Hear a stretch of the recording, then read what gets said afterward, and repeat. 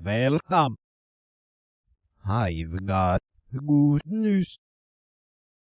The game you like is going to come back in style. You're about to see me play it. Let's rock.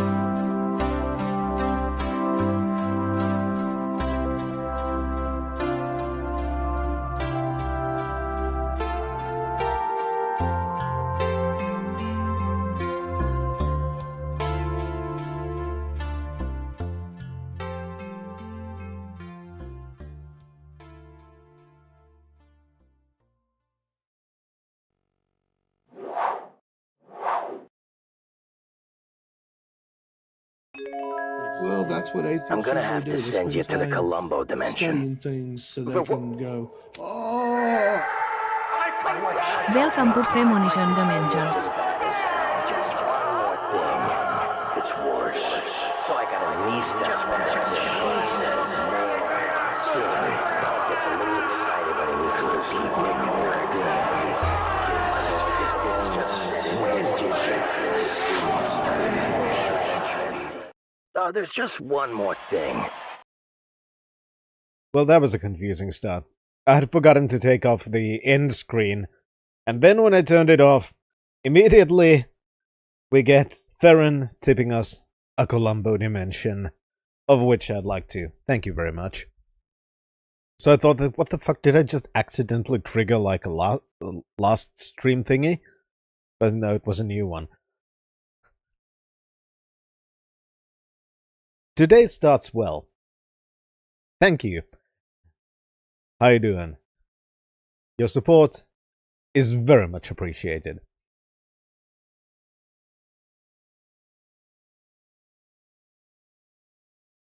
Okay, now we're... Gatangia has some interesting stuff. That is very true. I didn't dose a dog. I've been doing decently well, I'd say. Speaking of decently well, I managed to record about a third of the voiceover for the next video today. I'm going to try and... Oh, there we go. Thank you for mentioning it.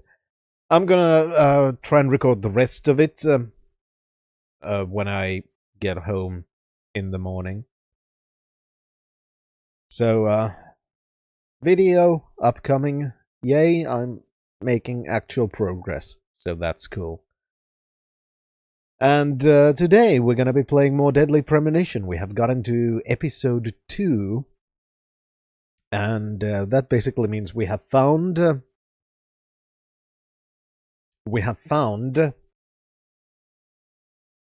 more about the first victim, because everybody's calling him a serial killer because we have multiple different victims before, so I'm kinda assuming there may be more in this game, but maybe not.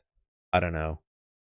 Point is, we'll learn more about the victim in this place, and about how they died at a lumber mill in some weird sex cult thing. And then we found horny museum owner. That's basically it.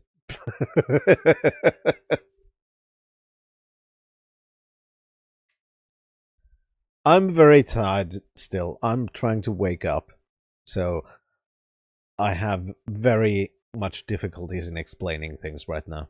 But I will get better. I have caffeine. I'm sitting in front of a computer. Things are fun. Yeah, I noticed you mentioning that, Rasta. that is a step in distancing from the waning Russian Empire. And what I am going to distance myself from is this screen, and instead doing this.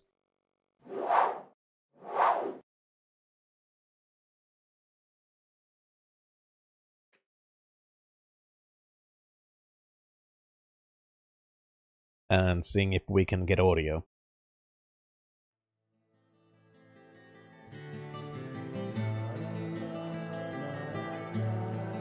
Perfect. Getting out of the flu here. Yeah, that's pretty much it. I've been a little bit ill as well lately. So I have been, actually, Shan. I mean, there are a lot of topics that I would like to talk about, but there are things that just have absolutely nothing to do with anything at this point. Like, there is one thing that I've actually decided I actually decided on pretty late last year, and I've been trying to hold on to, which is I've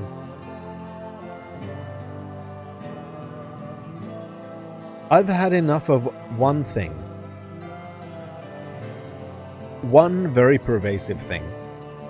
I've really had enough. Which is I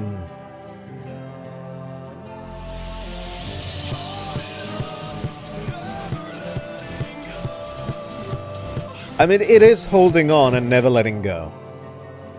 But it is something that just started to get, in my opinion, even worse after November.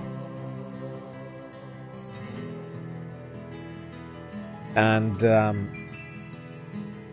I'll elaborate in a moment. Your country is dependent on so much things from Russia, especially propane. It's nice you have one thing that you're dependent on. Yeah, it's, you know, slow weaning out from under the thumb of the Russian hegemony, and instead going under the thumb of US imperialism. So...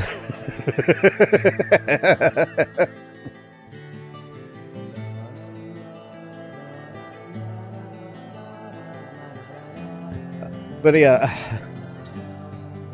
the one thing that I have had enough, which this acts as a kind of a springboard, is the pervasive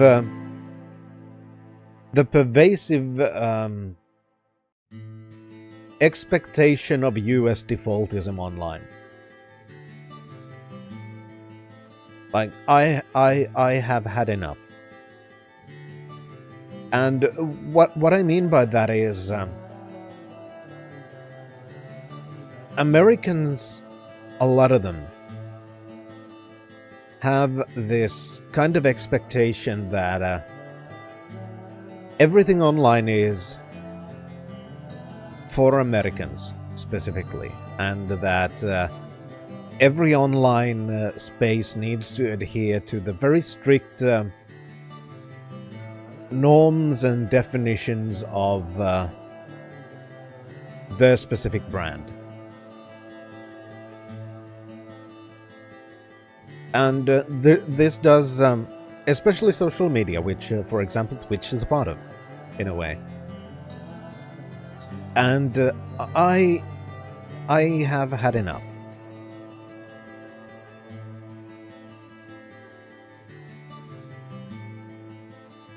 Because it is just not a justifiable thing to do, to expect everyone to cater to your specific ideas on all of the things.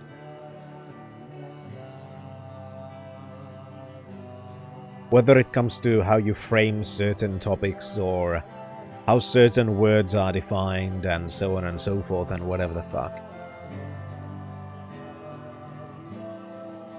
And I've just come to the conclusion that I need to be just even more unabashedly me. and not really concern myself with what are the sensibilities of people on the other side of the fucking pond. To an extent where I take the responsibility for that. Like, it's not gonna change too much, you know, in practice, but it does change a lot mentally. Because what I'm basically going after is that there is one thing that I have noticed that is this kind of an attitude problem that I have with this. Which is the expectation that everyone else will cater to their specific needs, basically. And this absolute lack of taking any personal responsibility for how they react to other people who may not even be from the same culture as them.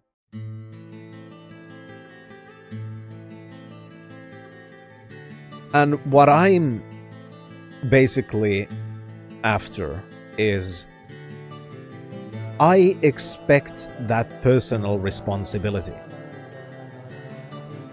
Because it is everyone's personal responsibility to understand the situation, especially in a global space like this.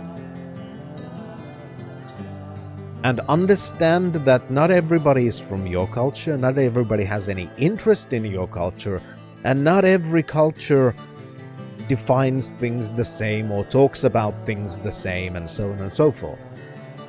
And you cannot just fucking take all of those differences as personal slights. You need to take personal responsibility in understanding that situation and understanding that you are not the arbiter of how everyone else needs to behave.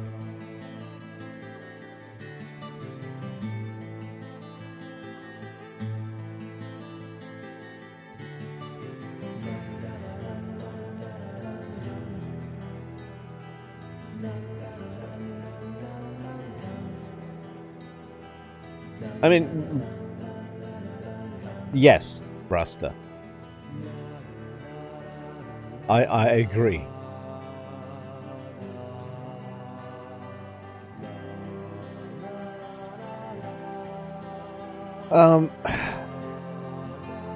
You're curious about what triggered this. Lots of things. No, it wasn't YouTube comments, actually. Overall, the general air of things starting from, like, around 2015...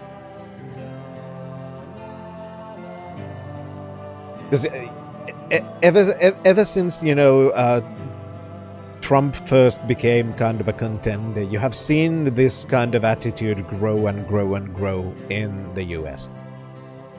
And it's kind of, a lot of it has been a slow burn, where I've just gotten more and more annoyed at how this kind of attitude is becoming more pervasive. But if you want to find the biggest, or not even the biggest, but the kind of final, straw of sorts when I realized that this isn't actually going to change, is it? At least not for the better. So I'm not going to cater to it anymore. If you're looking for that, that did come at around November, December. Whenever the fuck it was. I don't remember when the US election was. But it came after that. Because I did pay attention to the US election and a lot of things leading up to it. And there was this one thing, because you all know about the situation in Israel to an extent, right?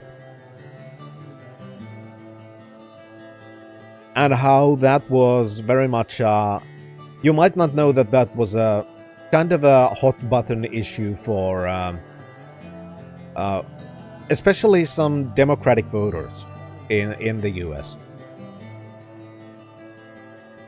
And during the Kamala Harris campaign, for example, there were a lot of calls from people who call themselves the uncommitted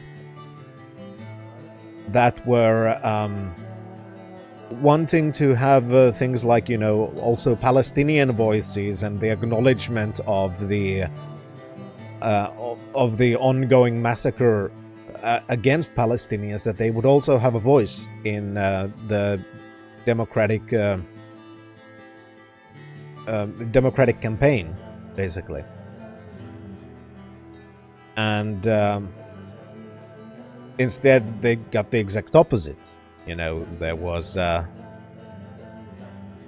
just basically a complete dismissal of these people, which are basically the progressive wing of the Democratic Party.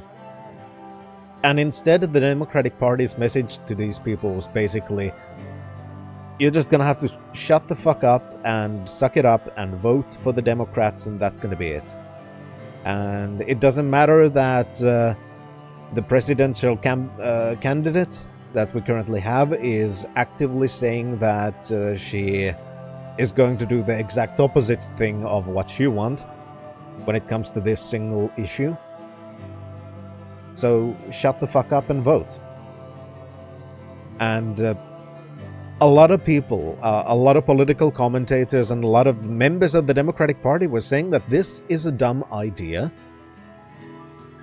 This is not going to only, you know, push away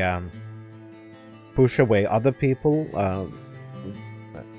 push away the progressive wing, but when you replace that with trying to be kind of a Republican light, and you know, accepting the, let's say, immigration framing of the Republican Party, having Republicans talk at the Democratic National Convention, and just overall having all of the other things that Kamala Harris was proposing be very Republican light, and a lot of the campaign messaging being that of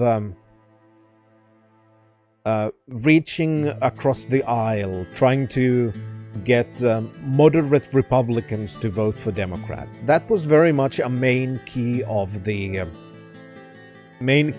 campaign, and a lot of people were saying that that is actually a really fucking dumb idea, because that is going to push away moderate Democrats, a lot of left-wing Democrats, and it's not going to get you Republicans, because Republicans are going to vote Republican and not Republican light.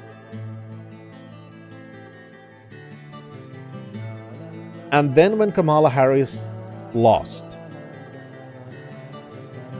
all of the blame was put on the progressives for not towing the line, for not just shutting the fuck up and voting, and the complete lack of taking responsibility for a shitty campaign, for having a senile old man be the front runner for way too long, not having a primary to have the people be able to choose who they want as their presidential candidate, and then that candidate using things like, we want the world's most deadly fighting force, and catering to Republicans.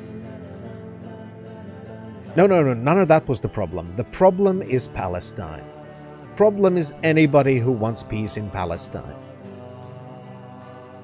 And that was the kind of final straw for me, which showed me that this complete lack of taking any personal responsibility has now pervaded basically every aspect of the culture to some extent. And I have no interest in catering to that.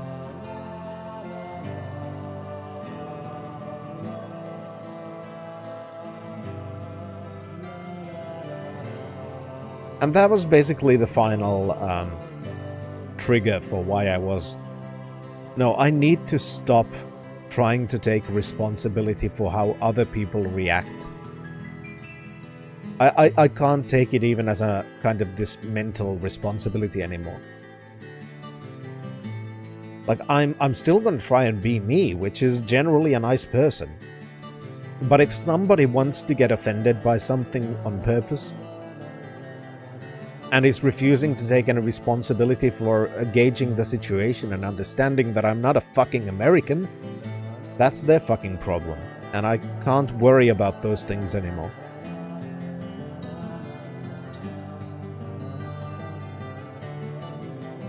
So that was basically the final trigger.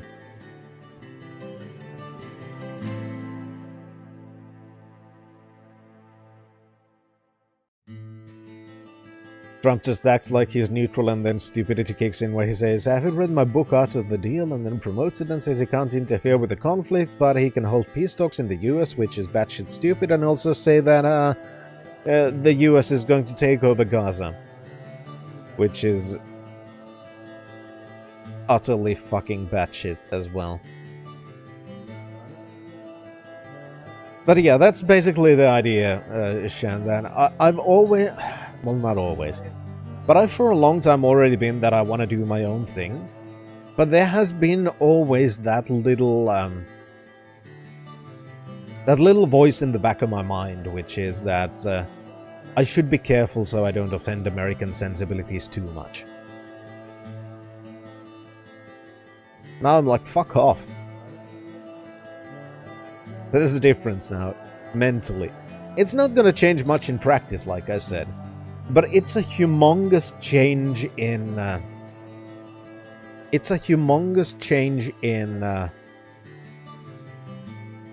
how it affects me mentally. You know? Because I don't think it is unfair to expect some personal responsibility from people. I don't think it is unreasonable at all.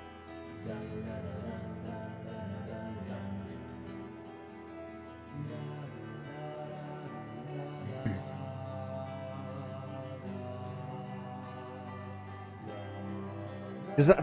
yeah, that is in a way a little bit about what I'm talking about, Theron, because there is this...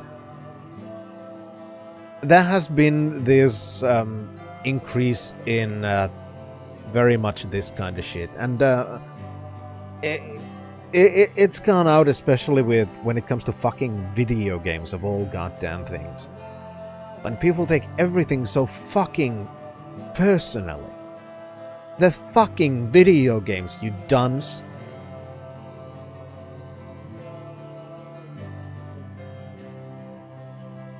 Just grow a fucking pair, Jesus Christ.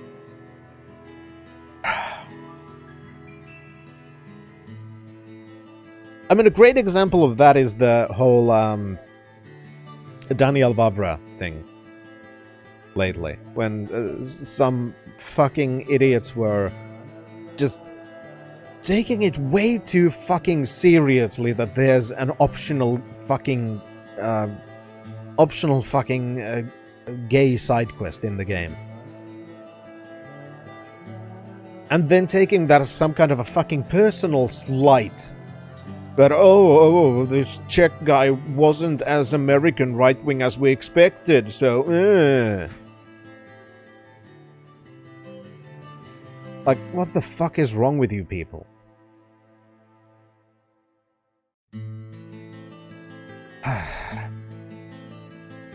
And I can't take responsibility for those kinds of people.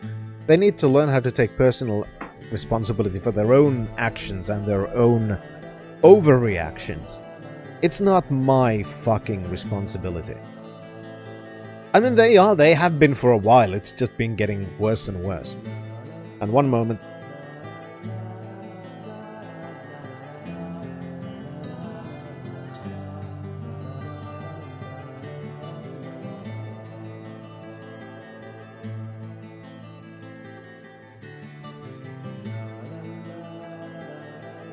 But yeah, they very much are, Theron. It's just been getting way worse and worse across the years.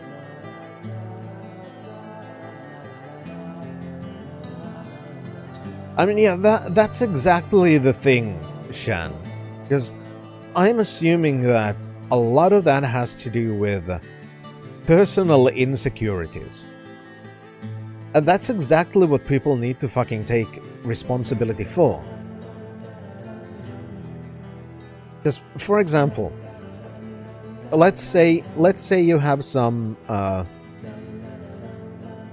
which is, because, let's also say, I do understand that based on the whole situation, there are going to be a lot of people who are mentally drained, which is not unexpected and not surprising. But they still need to take fucking responsibility for their own things. Because, for example, if you have, if you are clearly mentally distressed for a long time, and you outright refuse to take any action, even when people are giving you solutions, giving you ways that, and advising you to just fucking get some professional help because you clearly need it. And instead of doing that, you're just taking it out on everybody else in completely unreasonable amounts in places where that have nothing to do with what your underlying problem is. And then you're still playing the fucking victim? No, it's you who needs to take the personal fucking responsibility to look at your own goddamn actions. And try to notice how you have now become the one who is causing distress to others. You are now the villain, not the victim.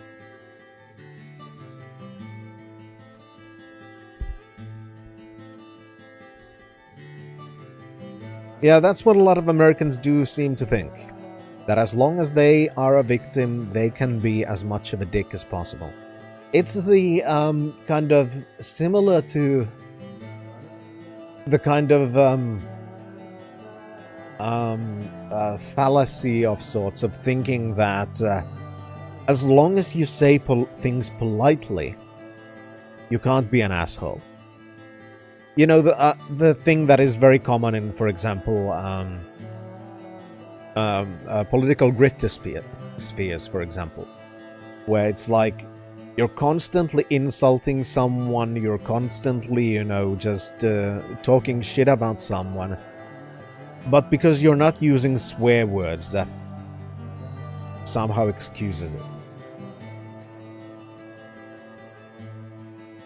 It's very similar to that shit. Like, as long as I can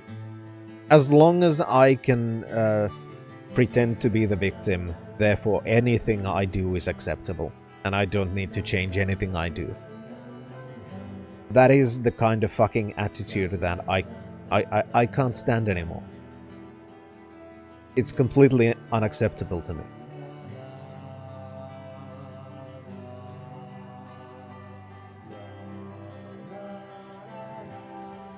I mean, that kind of relates to another thing, which is one of those things which is the kind of redefinition of words. Like, there's the one thing that... because I've been watching a lot of...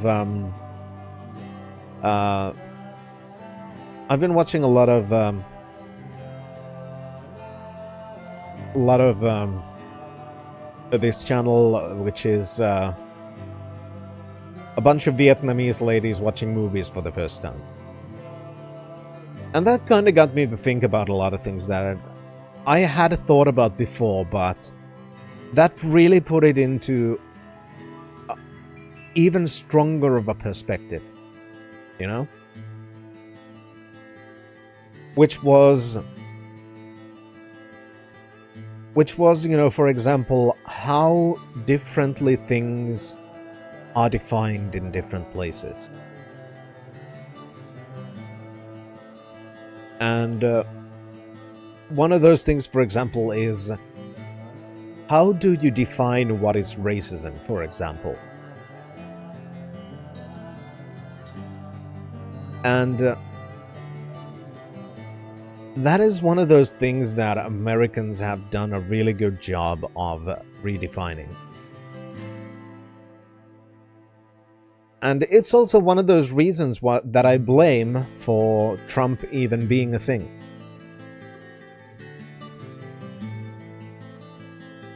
And here's my explanation for what I mean.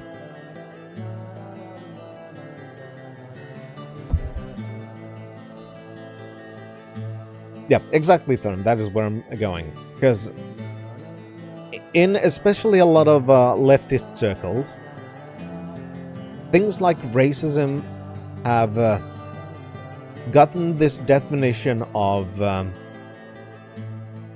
actually, I'm gonna go in a little different way. Most people understand that there are multiple different types of racism. Usually when Europeans talk about racism with just that word, it is kind of contextual, that you are expected to understand what is being talked about from the context. And the two major, different types that generally are discussed are, individual racism and systemic racism. Where one is the prejudices of an individual and the other is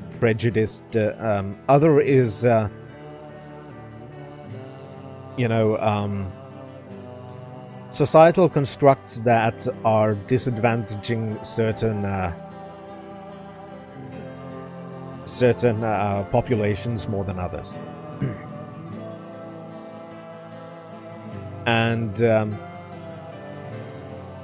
generally, when Europeans talk about racism, we understand that those two things exist, they are different, and we understand what kind of racism we are talking about when we are talking about certain things. And I would wager that most Americans are the same. That they understand that these distinctions exist. And they have different reasons for existing, and they have different importance in societal discussions. Because, for example, if there is rampant systemic racism in an institution, obviously then that is a more important thing to talk about than the individual racism of, let's say, a disadvantaged group. That is obvious. That larger systemic issues carry more weight than that of already a minority of individuals. But that's not how it's framed in US. A lot of leftists instead tried to reframe the entire word and completely drop those prefixes and just make the entire word racism just apply to systemic racism.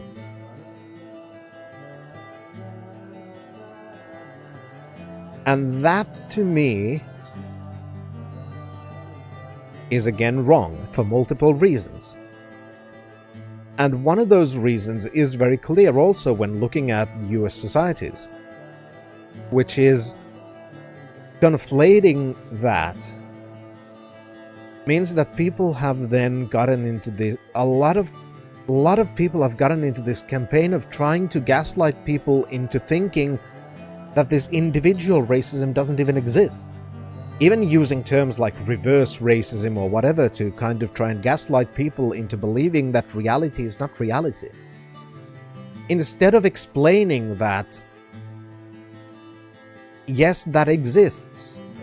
It's an objective fucking fact that it exists, but here's why in this current context it's not as important as this larger issue. And I don't understand why they didn't do that, because that is shitty messaging. And it made a lot of people notice that, well, you're just not talking about objective reality when you're trying to reframe things like that. And I really heartily feel that that is one of the reasons that pushed a lot of people into the throes of the right-wing grifters, which have now made them neo-Nazis. So once more, the left completely failed at messaging.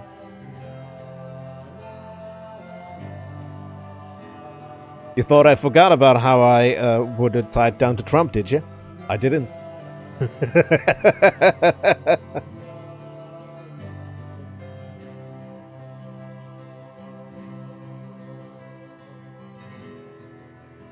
But yeah, that is just one example of the things, and that's probably one of the most visible things that a lot of people have noticed. This kind of reframing of certain concepts to make them not match with how people actually experience reality.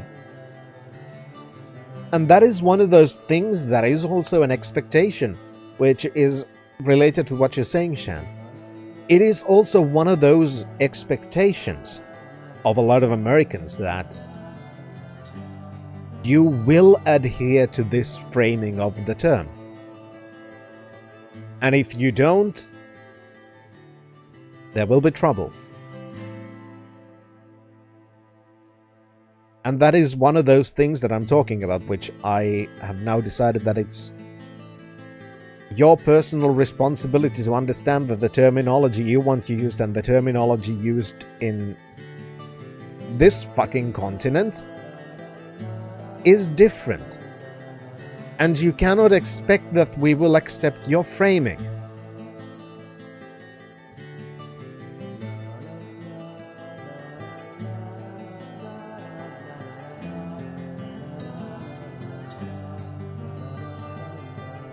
Yeah, Theron, and now it's the exact opposite when there's one. Like, holy fucking shit.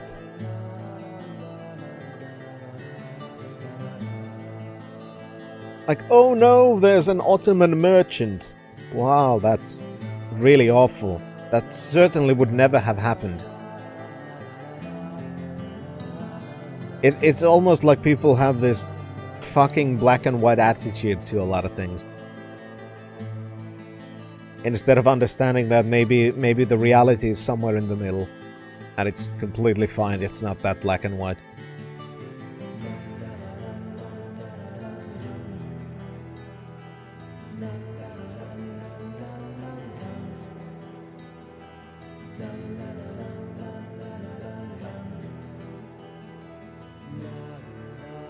Yeah, it is.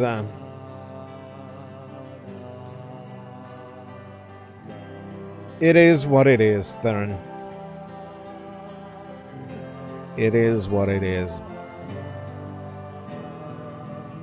But that is exactly what I'm talking about that whole... There are expectations from Americans especially to cater to a certain framing of things. And there is no personal accountability taken at all.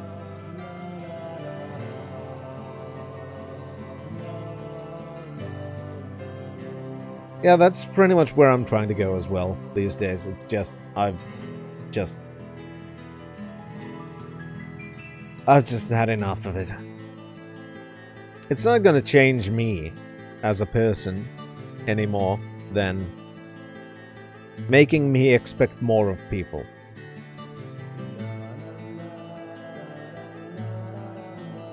And I know on the internet that is probably too much to ask for, but, you know, it's just one of those things. I've had enough of being the only person who is expected to have any responsibility of their own actions and words and deeds and expectations.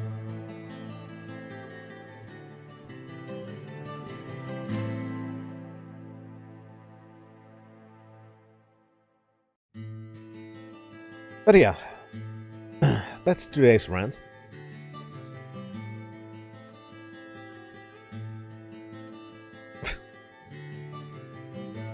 French guy on Reddit for drink is banned for being underage at 20. Yeah.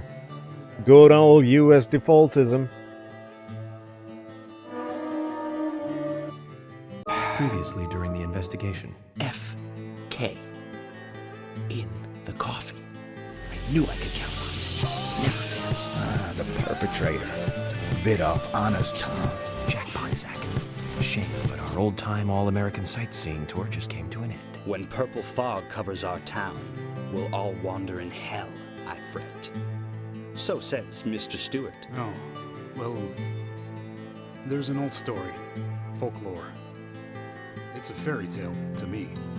Something about a killer in a raincoat who appears on rainy nights. She had a red dress on. She was a goddess.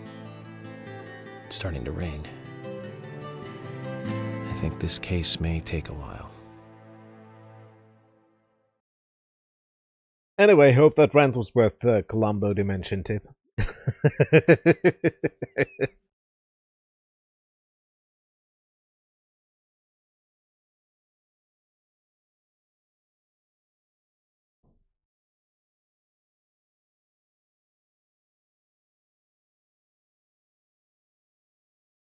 But yeah, I've just been thinking about a lot of these kinds of things. Because, for example,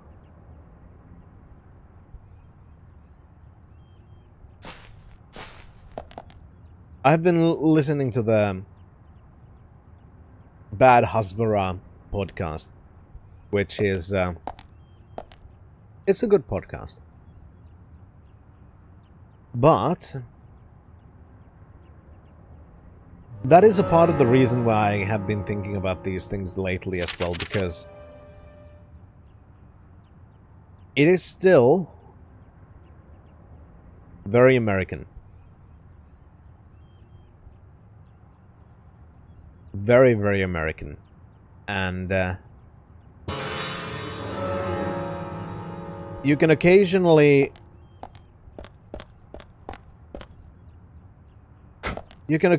hear these kinds of issues in framing. Like, I'm not going to blame them, because it is an American podcast doing American things, and I disagree with them, and it is, in that case, it is my personal responsibility to understand that they have their own framing.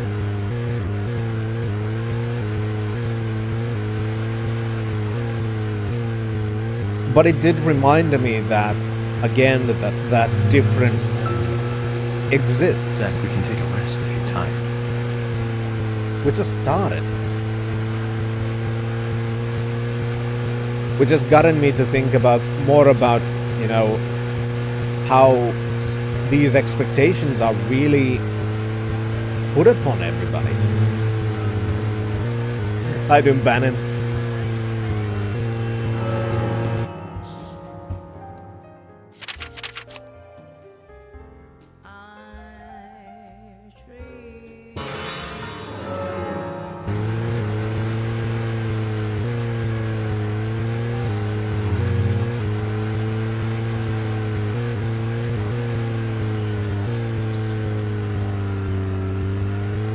So yeah, we did have a half-an-hour discussions about things that I consider to be problems in the United States. And especially with a lot of people from the United States. And how I've decided that I don't give a fuck anymore.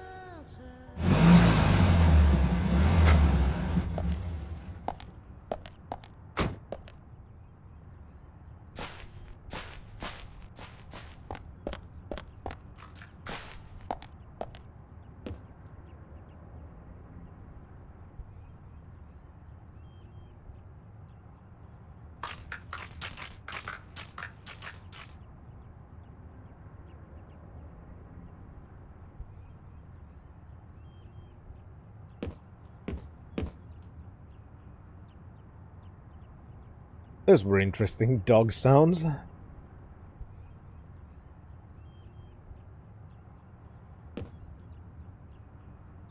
No? Oh, right, it's closed. Oh, fuck.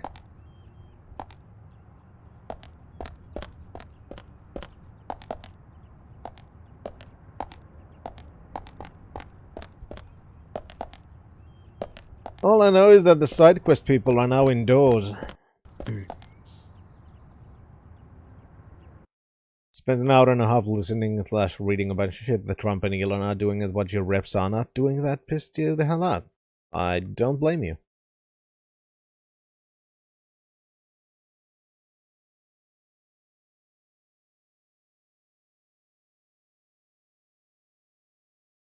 I don't blame you at all.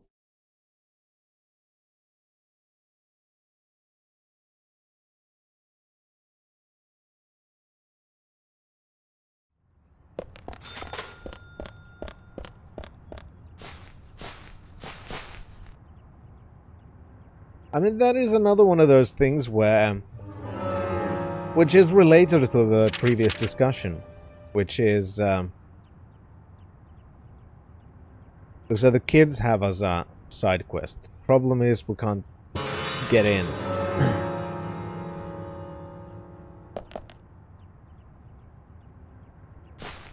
Which is that... there is also this expectation that you wouldn't enjoy it.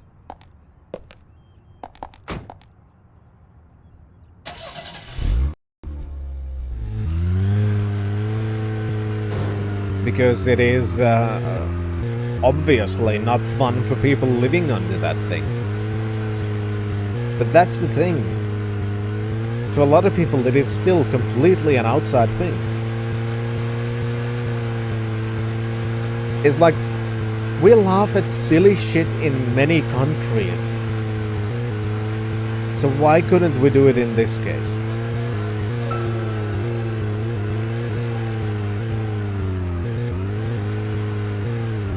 That's another example of that kind of expectation.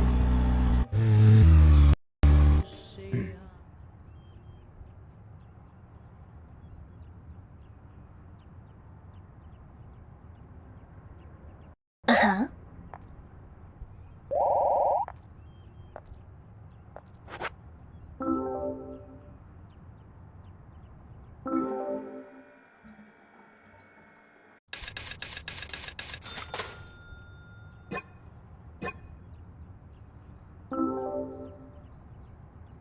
Oh, I'm sure you'll get them too, Bannon. Or would you be getting cowboy booted thugs? Would that be your version of it?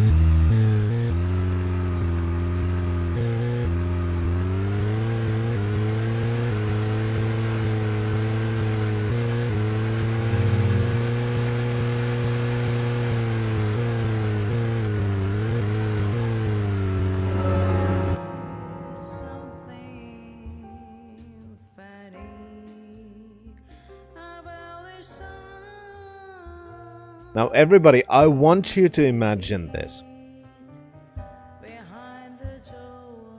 And tell me it's not a fantastic visual. I mean, that too. How you doing, Komodo? American Nazis. But in cowboy boots and jorts.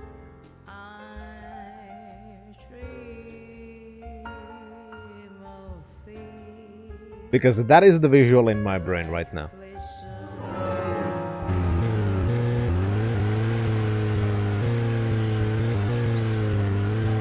And it's beautiful.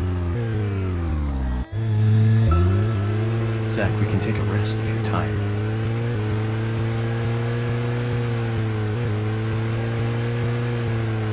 I mean, I was kind of expecting that that would be a given.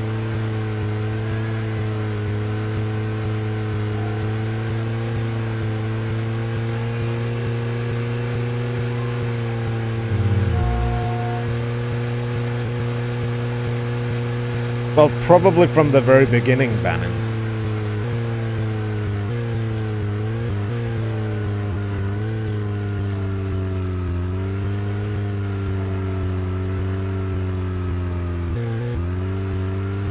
Alright, so I guess we are not gonna be getting that side quest then.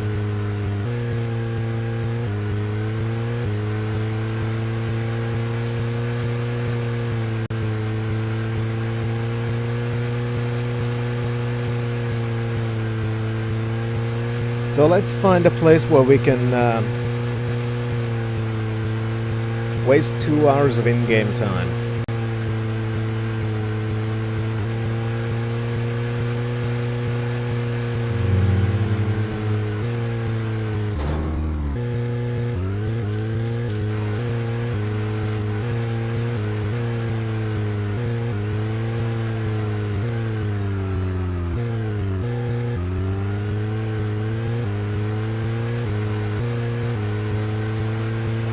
I don't know what that clip is, but I'm always happy when there are clips.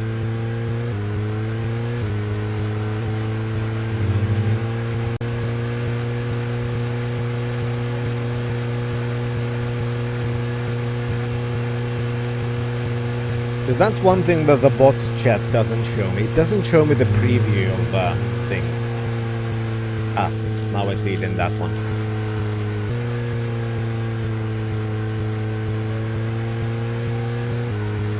Yeah, that is a good clip.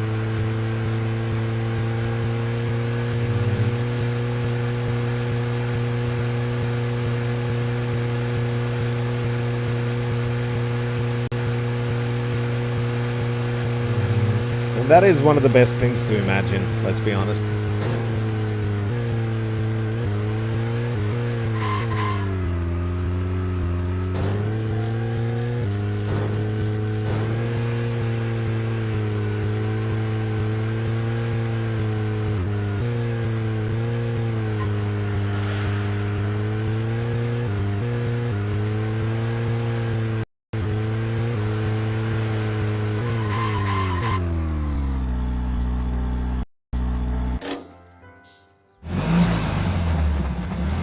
I have a very sucky imagination too, if you know what I mean.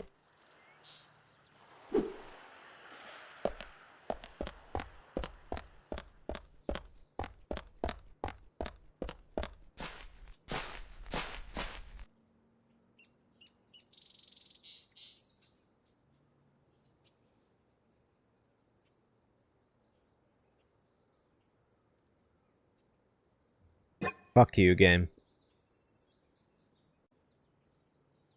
The minimum we can sleep is 3 hours. It's almost 7. 7 plus 3 would be 10, which is too late. This game hates me.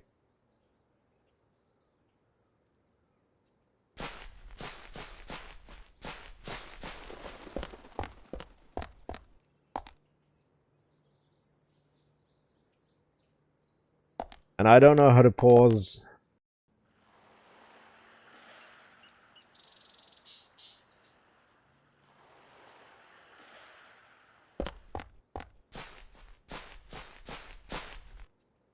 I'm gonna do a test.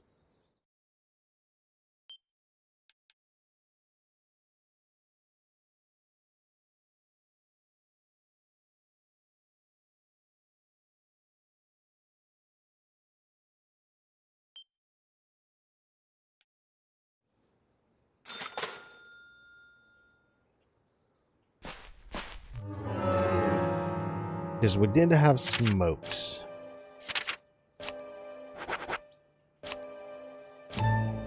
How do we...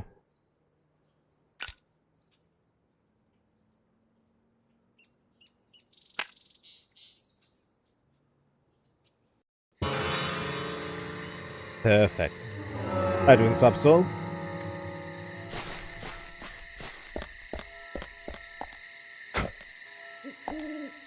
I'm doing pretty well. We only talked shit about America for about 45 minutes today, so... Slightly less than usual, I guess.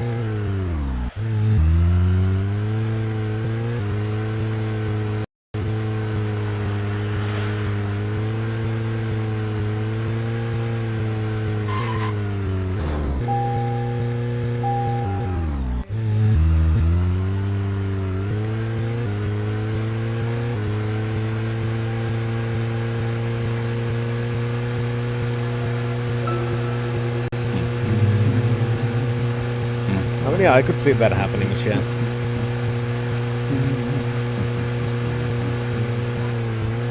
Oh, that was...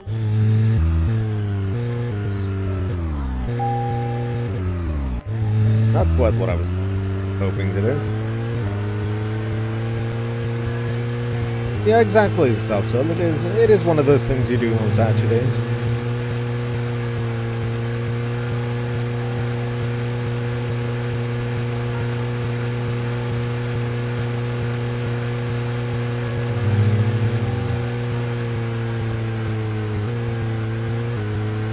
That sounds very curious, Bannon.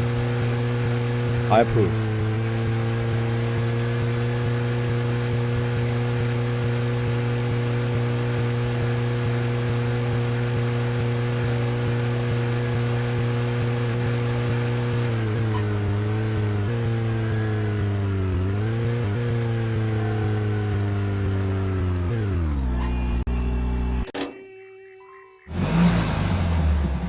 I like how there's supposed to be like music in the car, but it's so fucking quiet you can't hear it. Except, you know, slight... oh, I think there's music.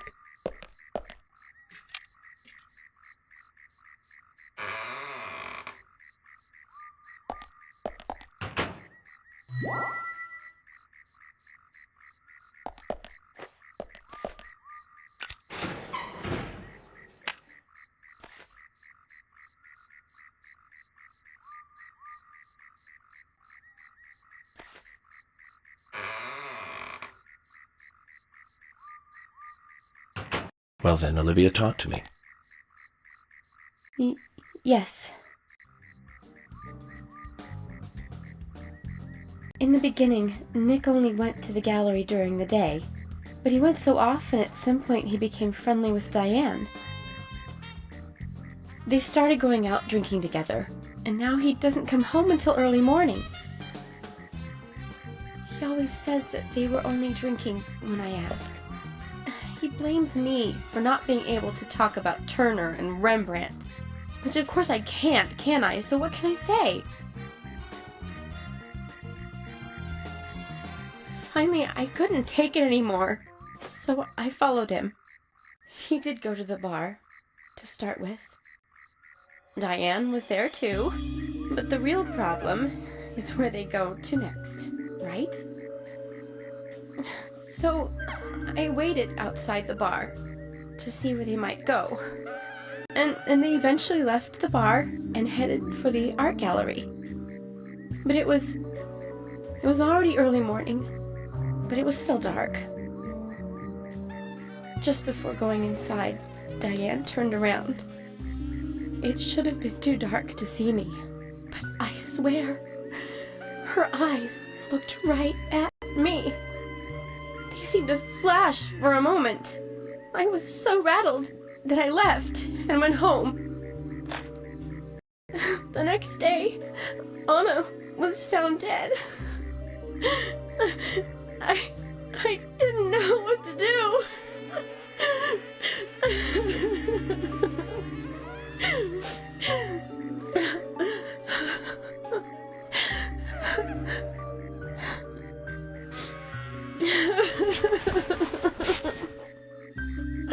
I went to the gallery to talk with Diane about it, to confront her. But once I was there, I couldn't find the courage to go through with it. Then I saw you there, and I just felt I had to go home. Nick has been seeing Diane every night recently. He just left for tonight, too. I really don't know what to do. Diana, why are you Satan? York, we ought to take Nick in for questioning. No, not yet. This alone isn't enough. Emily, answer me. This is Emily. Agent York is with me, too. It's the cook at the I've diner. just received word from Thomas at the sheriff's department. Something has happened at Becky's house. It was called in by Quint, but he wasn't making any sense. We have no further details. I've sent Thomas over there. Can you go back him up? Yes, sir. One other thing. It sounded like he said, Raincoat Killer. This may well be related to the murder case. Take all due precautions. No! It couldn't be! Nick? Oh, please, no! What can I do? Nick! Olivia, calm down. Emily, take care of Olivia. I'm heading over to Becky's. She lives in the big house over by the lake. Hurry! I just hope this isn't anything This kind of serious. reminds me of the Police Quest Damn it, Zach. music. We may have screwed up during the investigation. I don't know why.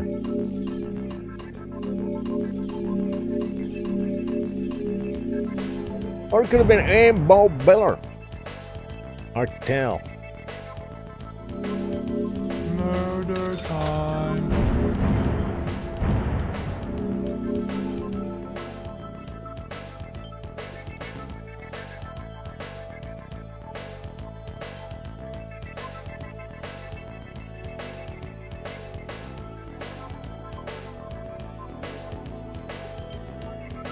Or it could have been someone with, difficulties holding attention. Like, he was asking for painkillers and he was going pain. Ooh, goat! Killer.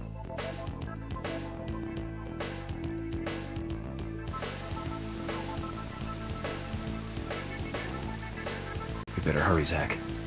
I have a bad feeling about this. I have a bad feeling about Becky's house this. is by the lake.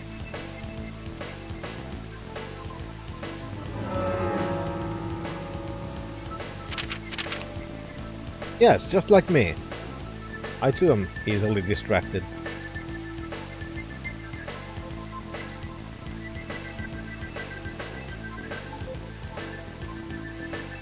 Like we saw at the beginning, how easily distracted I was by the fucking Columbo dimension.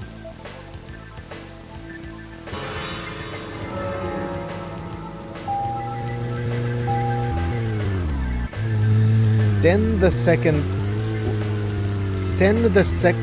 What? 10 the second sacrifice. What does that mean? I'm not gonna lie, it is... it is my favorite... It is my favorite fucking alert.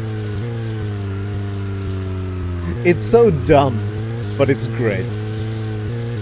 Sometimes you just have to do really dumb things, because they're fun.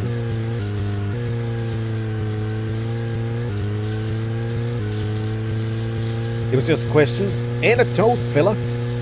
Just wanted to know if they could fill their toad. That seems reasonable, Bannon.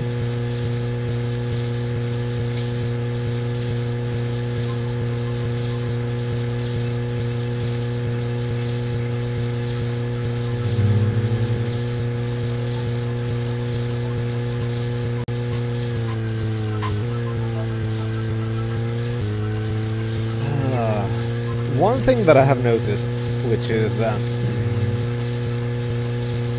this car doesn't have the sprint function, but it also doesn't really matter because this is like twice as fast of a car as the police car.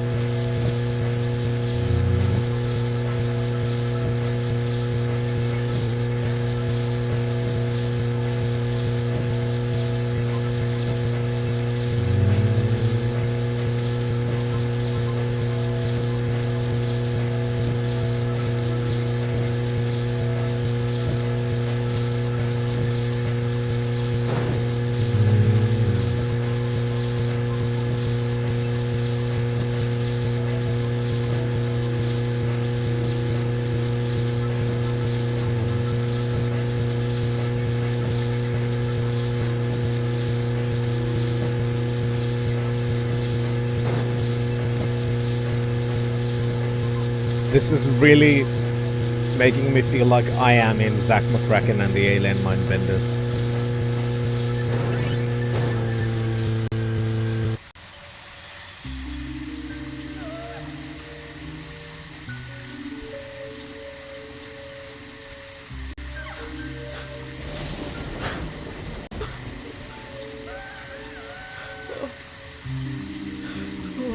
Becky. I'm sorry. That's all he would say since I got here. Quint, tell me, what did you see in there? Becky.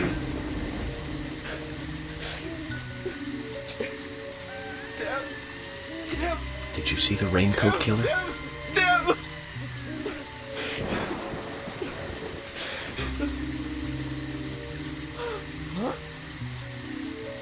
Becky. Thomas, did you see Nick here? Oh, Becky. No. When I got here, he was already like this. Well, he should be here soon. Call George and tell him to get over here.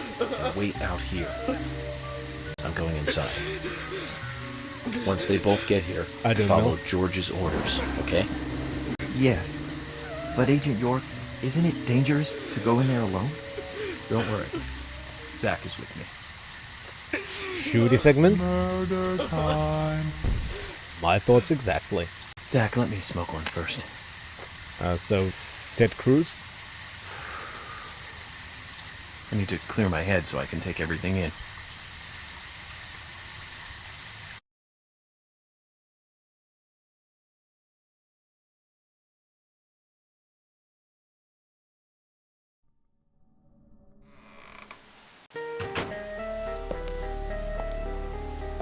It's shooting time.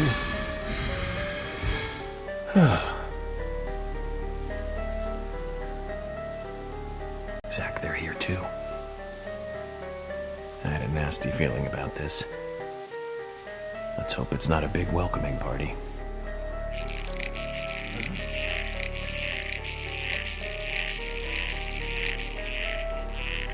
Yeah, Thorn, it is like a very generic, you know, evil circus-like music.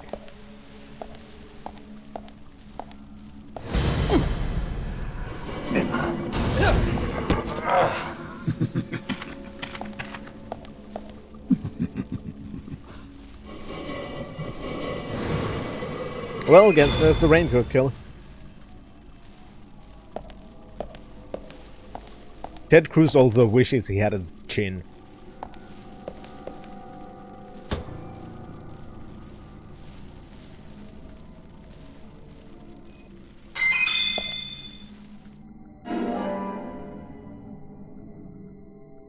One of the most fun parts that took like, I don't know, a couple of years was internet comment etiquette with Eric. Just in every video, just posting some insults to Ted Cruz. It was a fun running joke.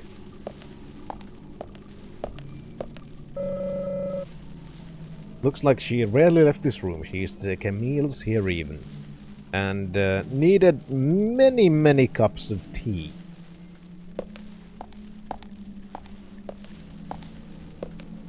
Alright, so this is the break room. To all of you, let me explain one damn thing. America, America, America. Dude, you understand? America, America, America. My point is America. Are you sure about that? I mean, it looks like it. Zach, that's a strange coincidence. Look. Red velvet. Just like the place where Anna was murdered.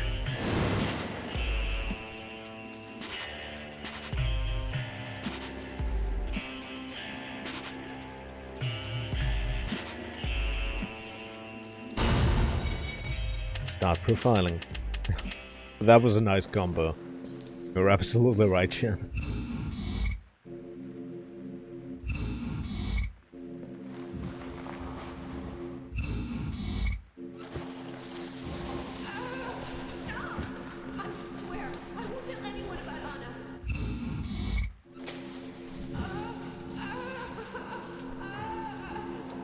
Sounds like we have another victim.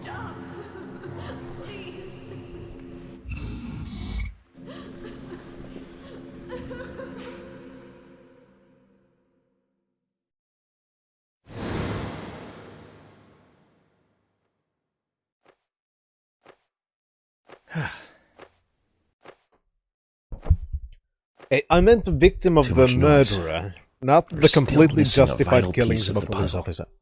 So there's a difference.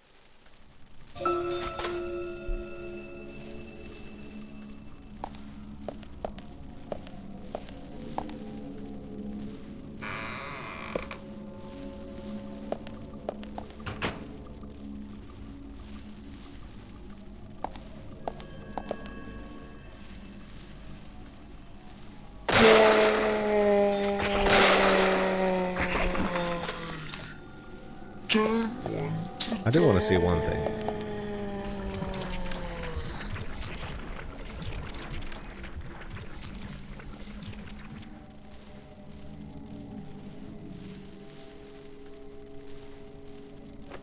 I mean, the gun clearly has 6 chambers,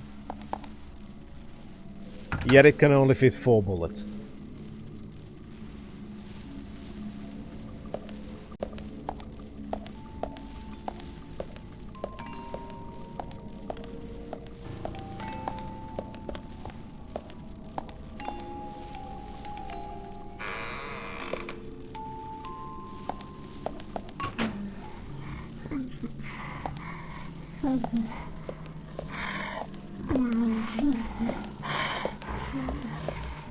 I expect nothing.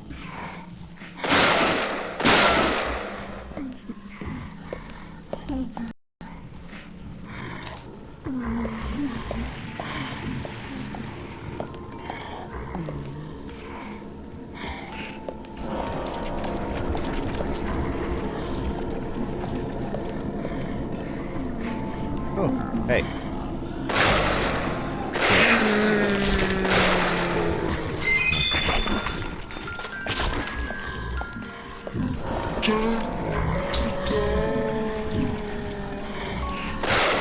Oh, too bad for you.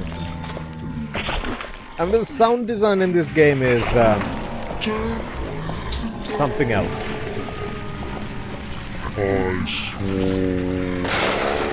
Like those zombies that just say high school for no apparent reason.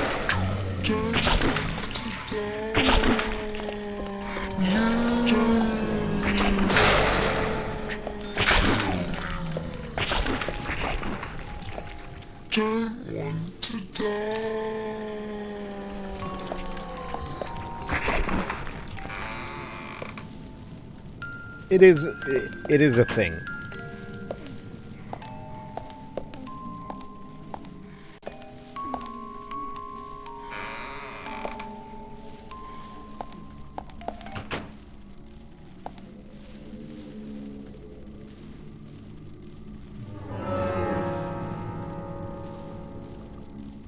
Hey, Mill.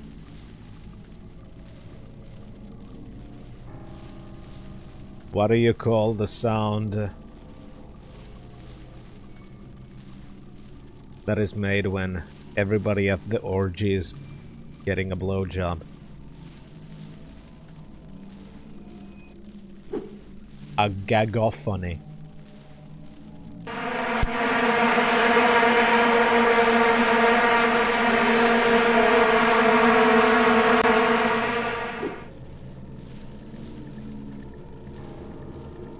Stop it. Hi, Zai.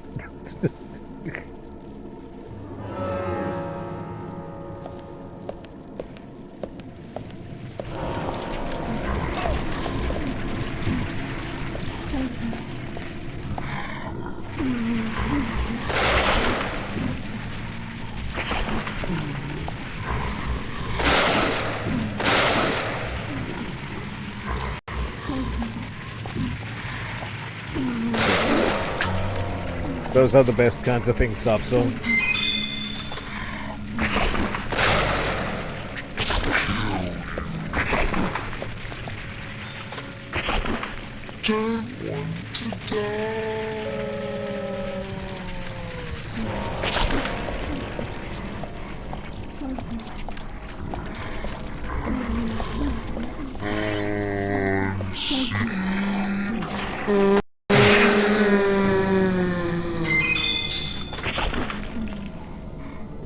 That's a lot of zombies.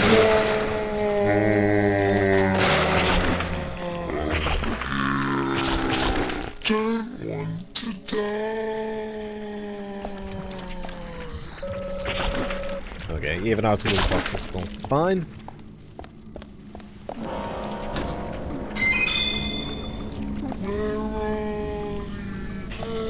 I mean, they already are. They're saying things like, "Where are you? High school. I don't want to die." Those are mundane things when you're a cop, right? Where's the remote? Did you see the office? The British version was better.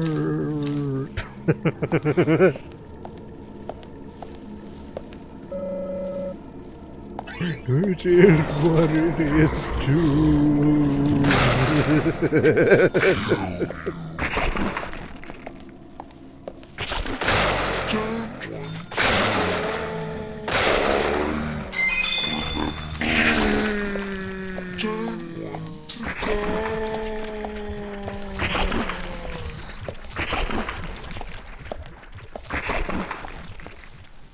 Another lolly.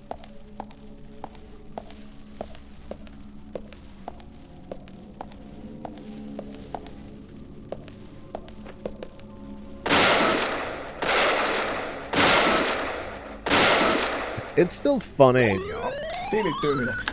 Lord Caffeine Chipped One. Lord Caffeine! Thank you for the 1 USD tippity tip on the Ko-Fi's. Thank you so much for your support. It's very much appreciated.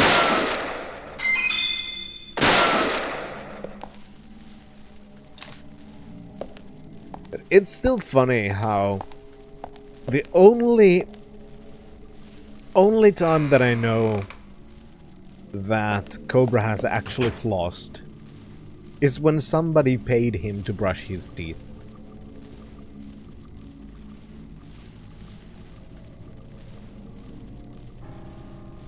Huh?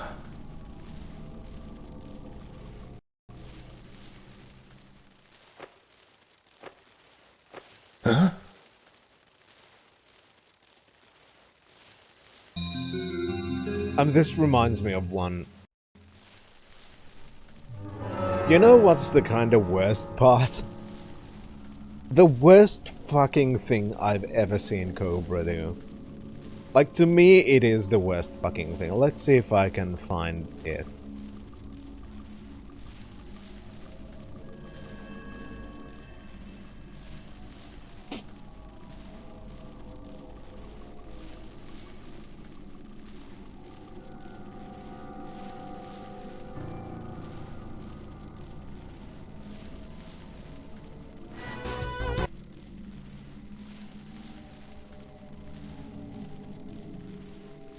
Yeah.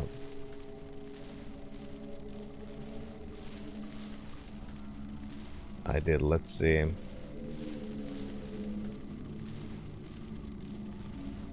It's about there. Cobra does a lot of things when he's paid. Right? He mostly does things when he's paid.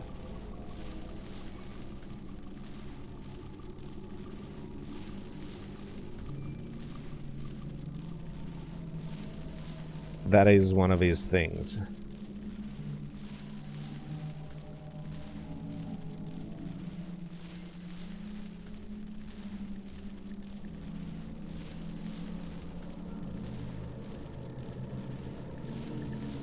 One moment, I'll crop this a little bit.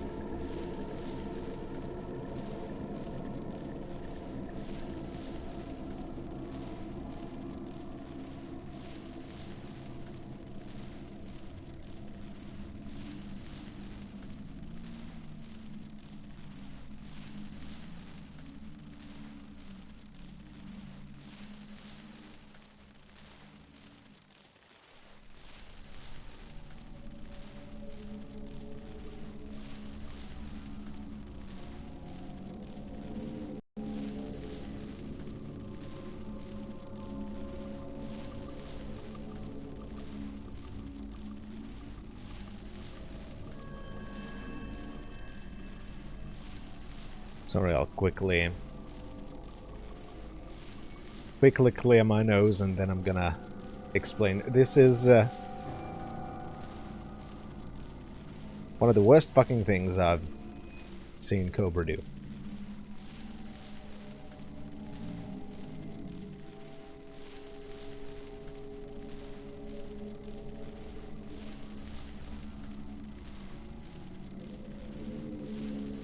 In a way that is true, Komodo, but not to this extent.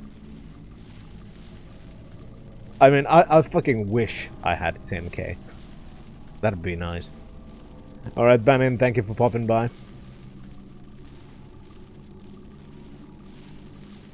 Cobra has done some questionable shit, but this is honestly one of the worst things, and it's not even technically the worst. But this is one of those times when, first off, he was paid to eat fruit for the first time. Peach. Now, the Cash App Challenge. Someone wanted me to eat a piece of fruit on camera and then call my dad on while I'm on stream. So that is the setup. I was paid to eat a fruit on stream and call my dad. Let's hear it again. Now, the Cash App Challenge. Someone wanted me to eat a piece of fruit on camera and then call my dad on while I'm on stream. Good peach. Look how much he's enjoying this peach. Good. And they said they'd give me $100 for it, so here goes nothing. $100 for this. Look at that face. Good peach. Good peach. Yeah.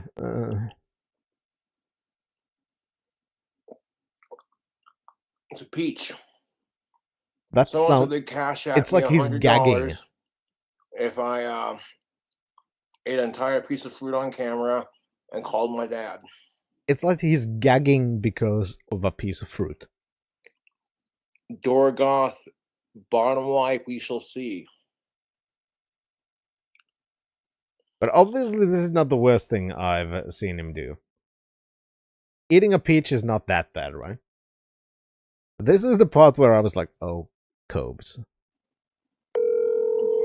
Calling his dad. What's up, man?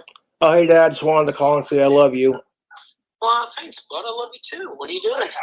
Streaming. Someone offered me $100 to stream myself eating a piece of fruit and calling you and saying I love you. Well, that's bizarre as hell. So how's it going, man? I'm in Ireland right now.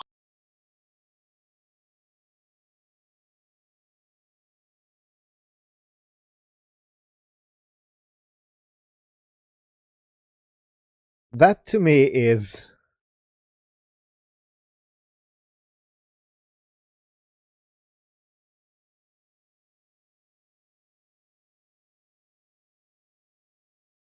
just no.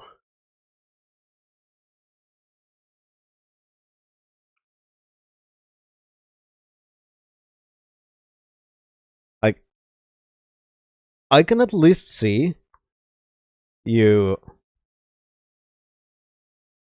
taking the money and doing the thing.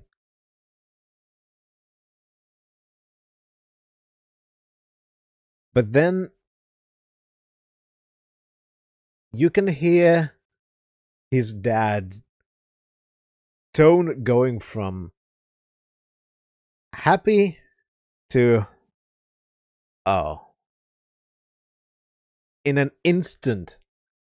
When he says that, yeah, I got paid to call you and say I love you.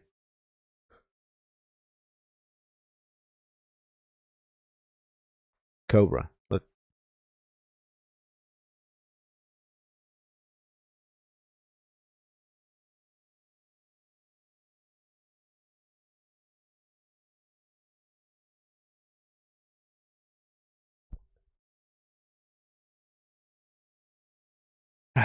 It is what it is, Tubes.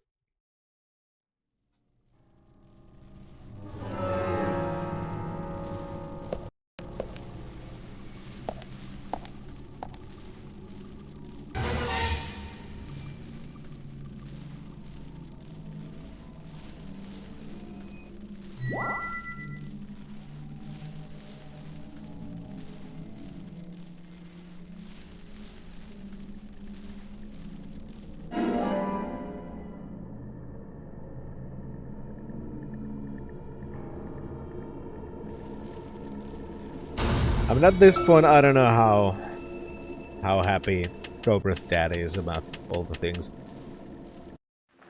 He did buy Cobra a trailer to live in, so that's nice.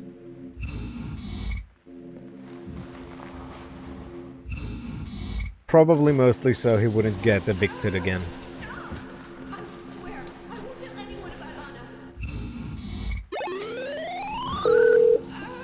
Hello. Hey, is this Wild Bill for America? Yes, it is. Let's get drunk and get butt naked and have adult fun. I'm having trouble understanding you. I do have a Trumpster by Butthole challenge. If you think you can prove you got a virgin butthole, step up to the podium. Mister, do not call me back. I don't care to put up with your BS. Fuck you, Wild Bill.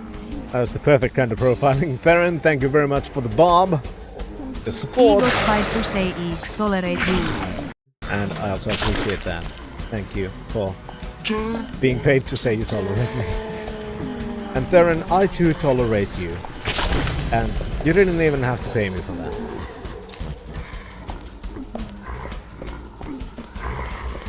I swear.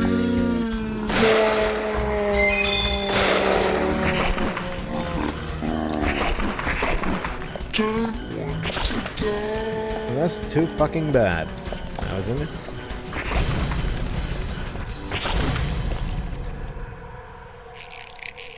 That was a very dramatic combat music, and there were 3 zombies.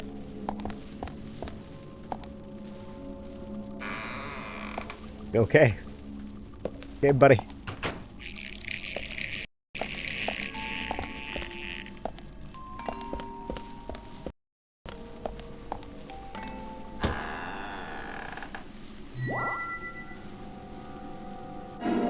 Disappointed! I know. But at least we now have red seed.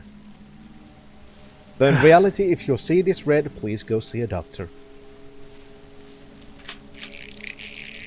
I also missed the profiling thing because of joke. But I'm sure we're gonna find one more. One more clue. There's the other side, right?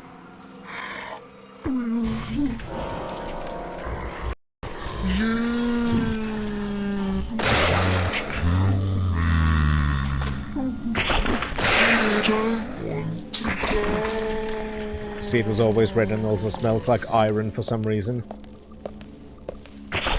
I mean, considering where you live, maybe you shouldn't see a doctor.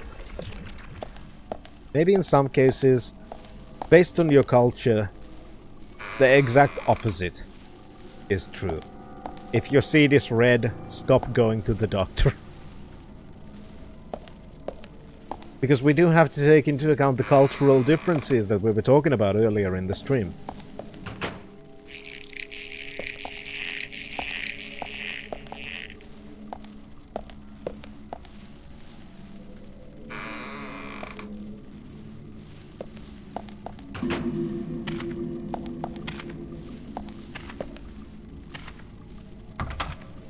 What if put iron creating bacteria in ballsack of men?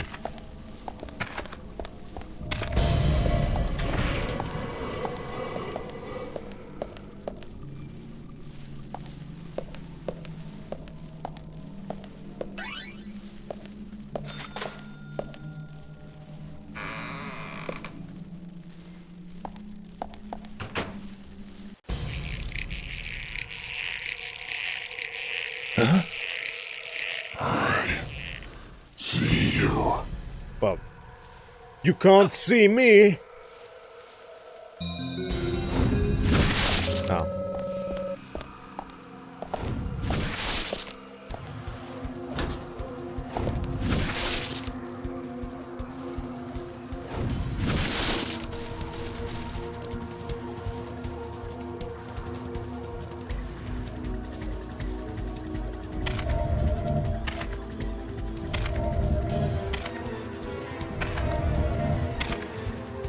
What we have is a POV shot of the killer.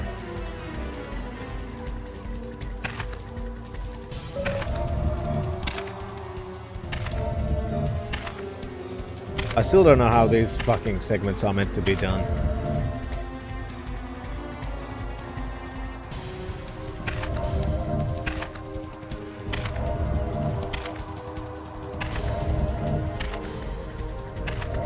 Because I'm wondering, like, could I now just leave and go under the table while he's doing other shit? Because there's not really too many places we could hide in. Yeah, that's what I'm wondering. Like, could I switch hiding spots?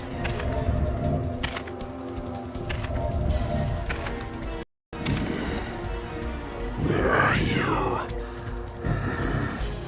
Murder time.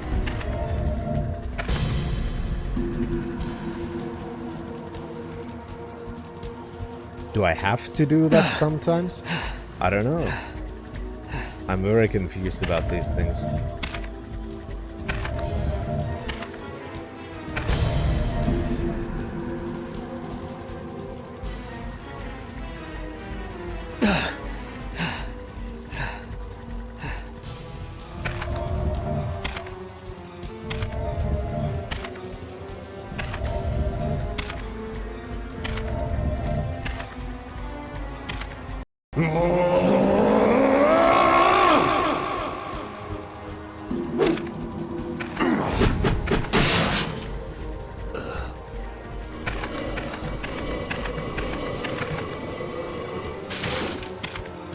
That would be fun if that was the solution.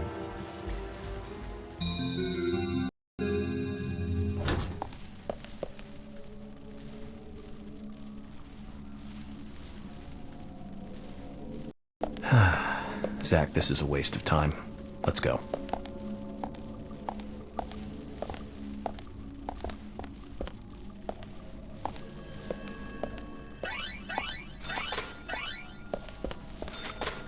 Nothing is a waste of time.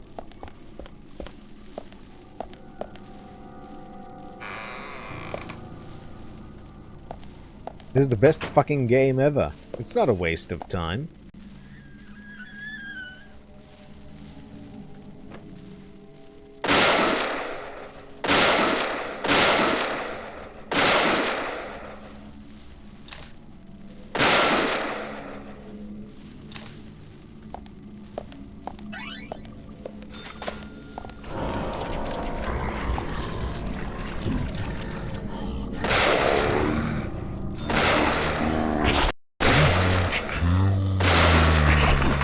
Too late.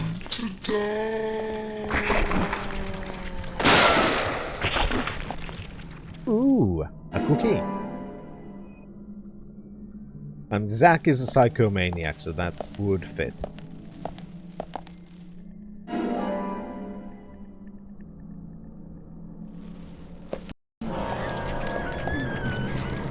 That sound reminds me of a song. I don't remember which.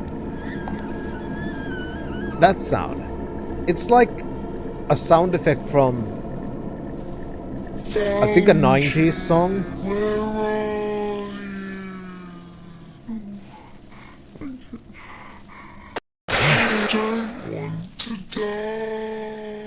But I can't place it.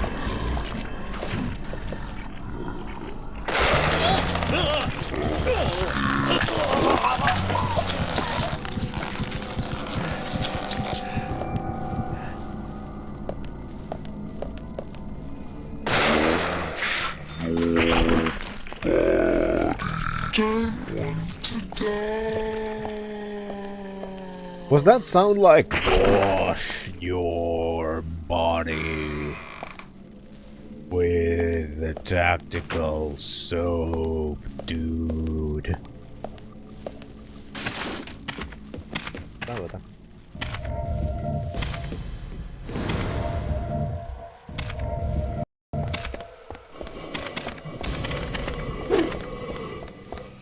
Wash your balls. Wash your balls. Wash your balls. Wash your balls. Da da da da da da da da da.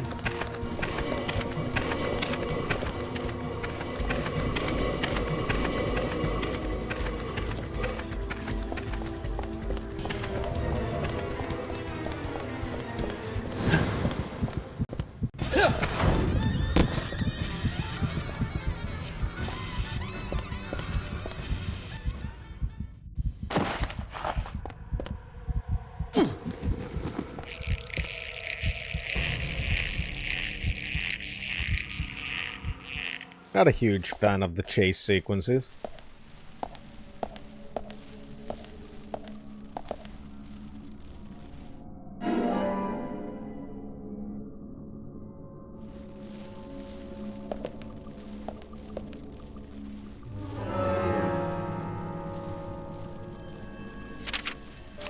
We are getting a little bit hungry, so...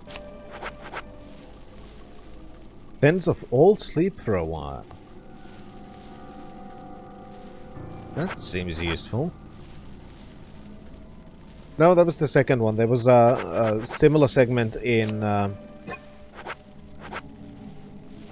what's the word again?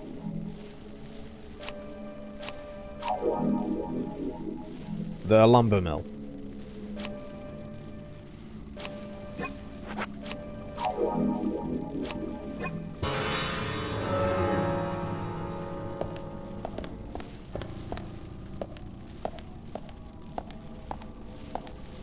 Yeah, when we were at the lumber mill, we got one of those chase sequences and a hiding sequence.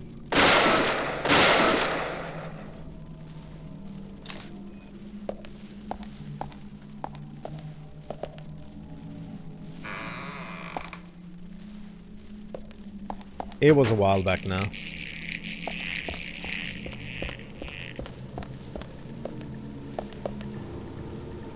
A bloody camisole. Looks profile.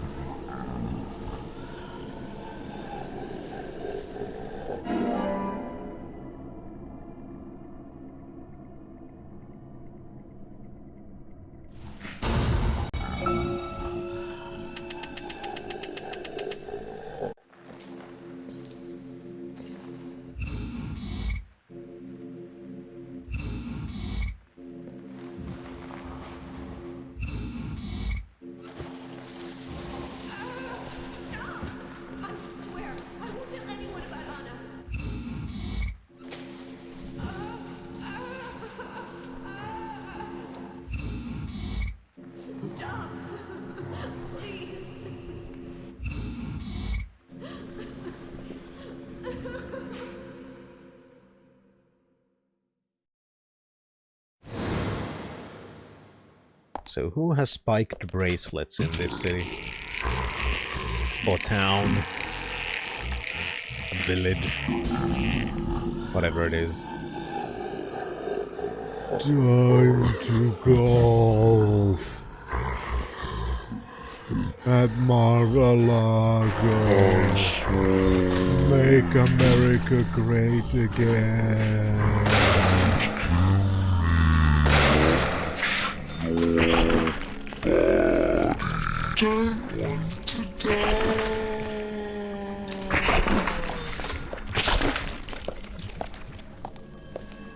It really just sounds like they're trying to get me to go have a wash.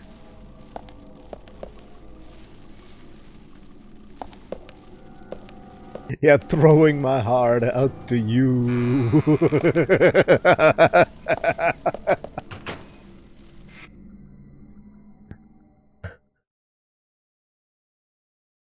I'm not dumb enough to even emulate that move for a joke. Because I get it. Very bad, Zach. Yeah, it is. The raincoat killer gave Becky a visit. Hold on. I know somebody else is having a wash now. Yeah, exactly, Theron.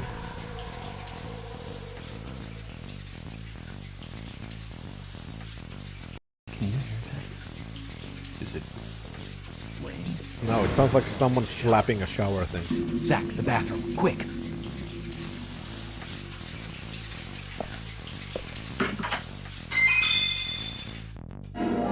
Yeah, it sounds more like that. Someone wanking in the shower. What was that?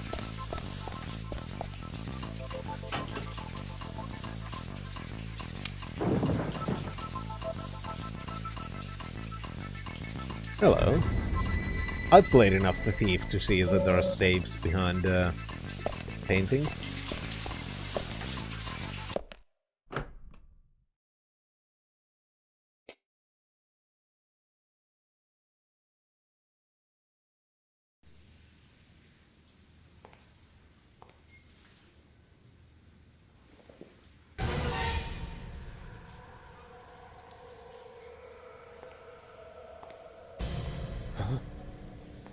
Now this...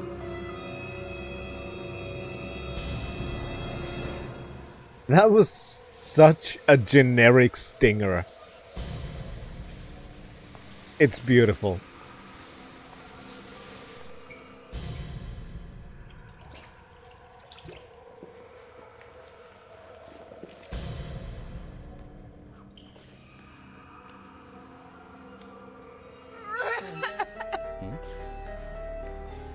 Zach, she's still alive. Who did this? Who was it, Becky? Becky! What happened here? George, stay back. She's trying to speak. We don't have time! She's dying! Thomas, cut that wire. No! We must get her to the hospital immediately. What? Yeah, just randomly cut a wire when there's a serial killer here. I'm sure that's gonna be a good idea. George, stop!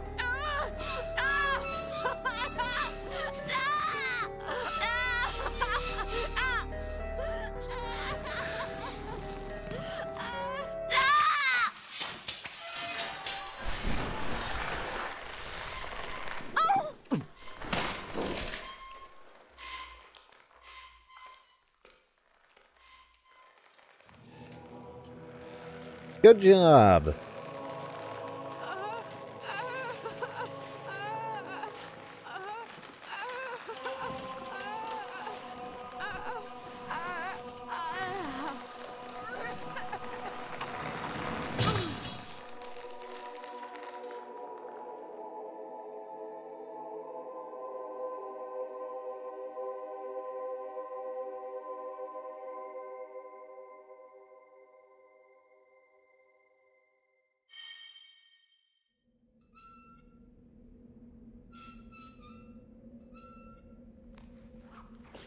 Huh?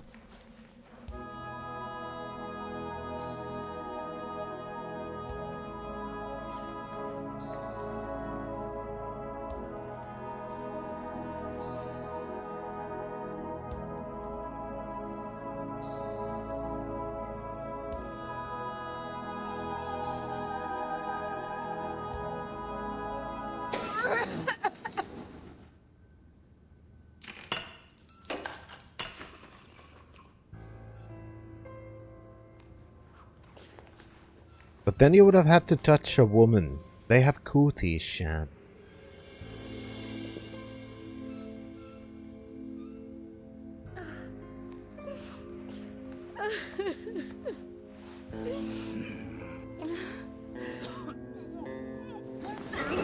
I mean, haven't you heard every American has STDs or some shit?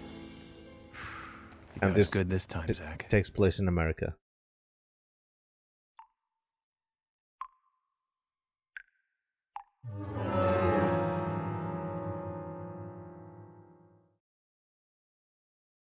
Also, it's very gay. Yeah, that's true.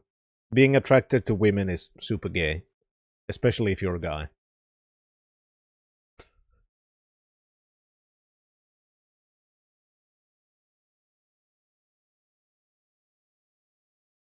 Social media's fucking wild, isn't it? Because a lot of these, you know, if somebody's gonna watch these VODs for like, let's say, even like 5 years from now, and especially if it's like 10 years from now, let's say somebody finds this on YouTube and watches it, they're probably not gonna understand that most of the shitty jokes that have been said are actually references to actual current day idiots on social media.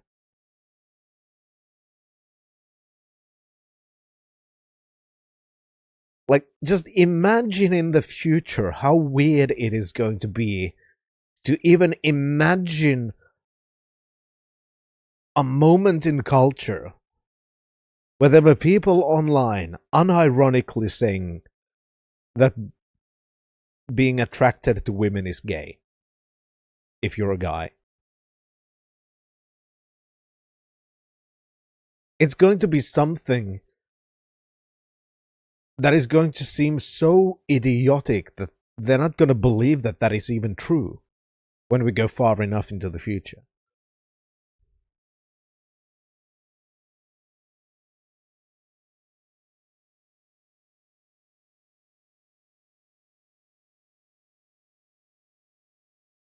And having sex with women is gay unless they're a virgin, because second-hand penis touching or something. Yeah, exactly. That makes complete fucking sense. And there are people who unironically say things like that. It's very special. Very special indeed. And speaking of special, I'm going to take a short little break, and then we're going to investigate the crime scene. And the crime being, George is dumb. I will be right back.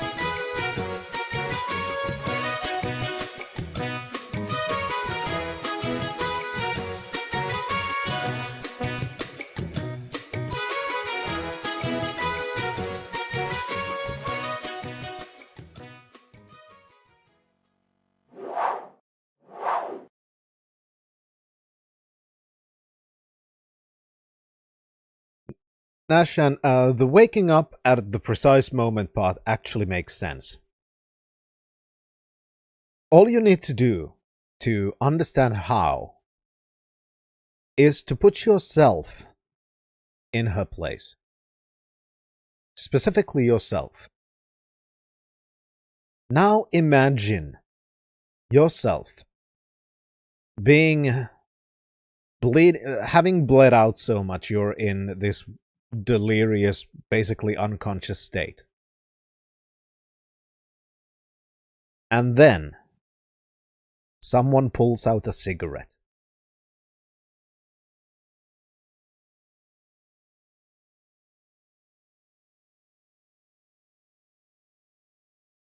See my point?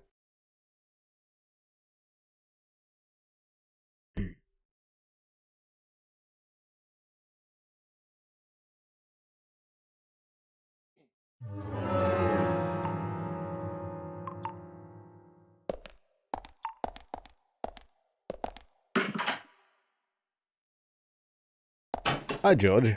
Hope you realize you're an idiot.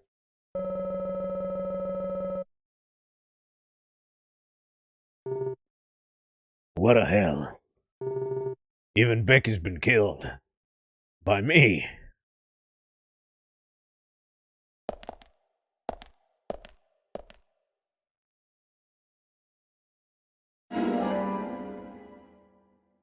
And there's the key. Oh, I was wondering, like, why did she turn fucking grey? And then I realized, oh, there's a shower curtain.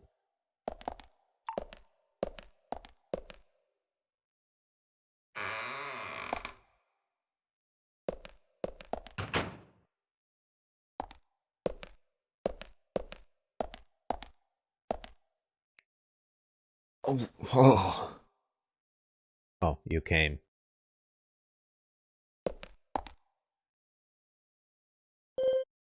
Becky.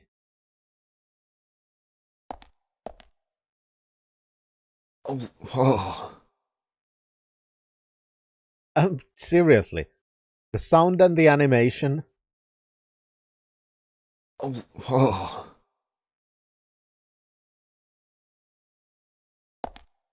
Someone's a little bit too excited about this situation.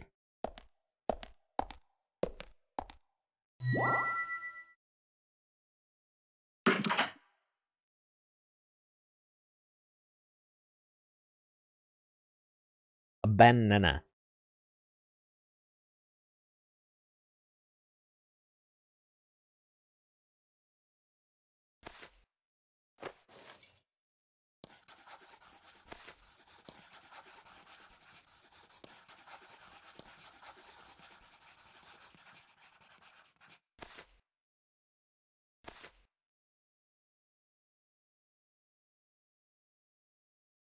My dear sister, I'm so sorry.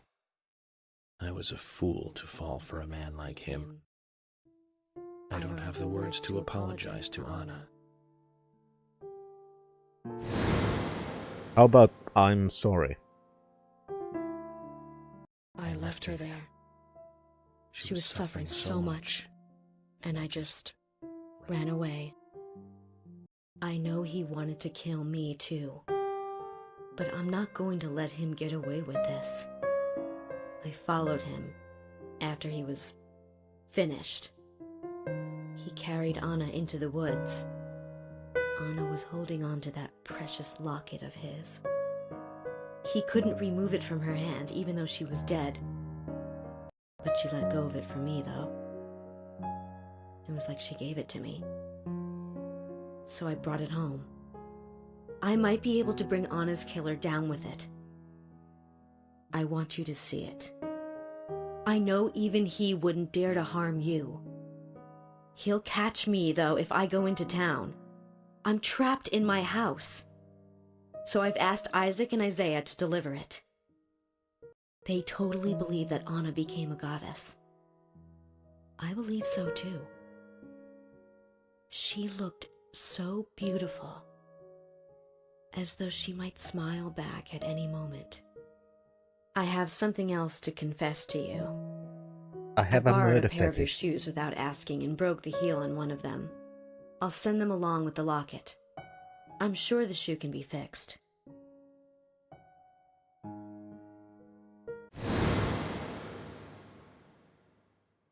So Becky is Miss Stiletto Heel. And she gave the locket to the twins. Must be the special secret Lily told us about, Zach. We'd better go and see her first thing tomorrow.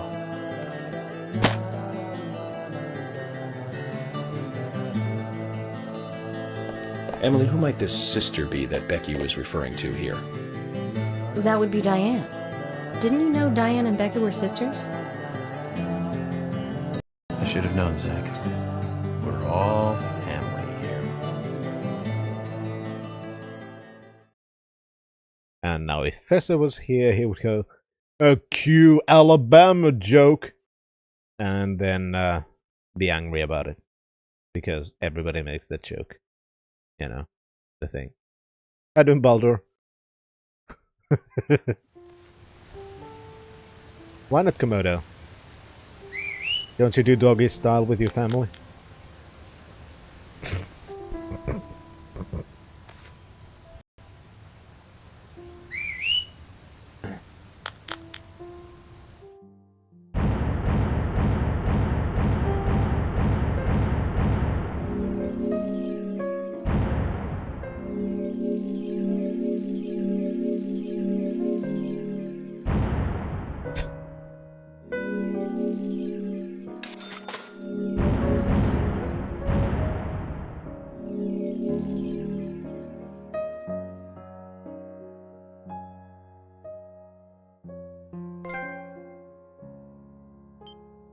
Oh, episode 2, part 1 cleared. There we go. Nice.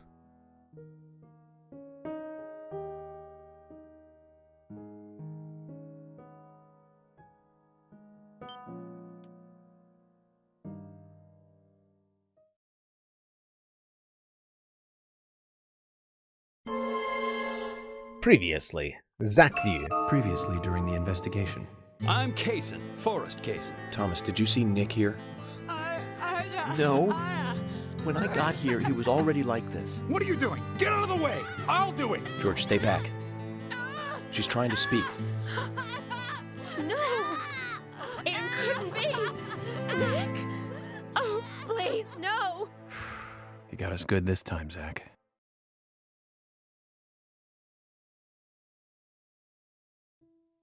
Oh, I can't believe it, man. Now that's heavy. Me neither. When did Becky stop coming to work? I think it was like from the day Anna was killed, man. Yeah, that's right. She was totally depressed about something. Probably been locked Quint in your called for fucking her shop. to let us know she wasn't coming in for work. She must have been totally in shock, the poor thing. So you took the twins along to cheer her up. That's right, hun. If only I knew it would be like this, I'd have spent more time talking to her. You told me about a special secret between your children and Becky. Yes, of course. What about it? It seems Becky handed them an item before she was killed. Any idea what that might be? Now that you mention it, they had a box about this size which they said was very important. That's it. I'd like to talk to them about this in person. Where are the boys now? They went out, actually, with Mr. Kaysen. They said they were going to visit Greenvale Forest Park today. They were going to take Willie for a walk, that dog of his. Kaysen? Do you know him well? Oh yeah, he's a good guy. He always brings us gifts from his road trips. The kids love him, so we let him take them out every once in a while. You know, for a little quality time with the missus. Okay, I understand, but the situation calls for urgency. I'll go and look for them myself. And if they come home without running into me, could you let us know? Sure, of course. I'll contact the department.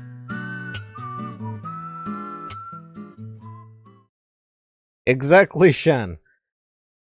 Kaysen took his Willie out for a walk with the two twin kids.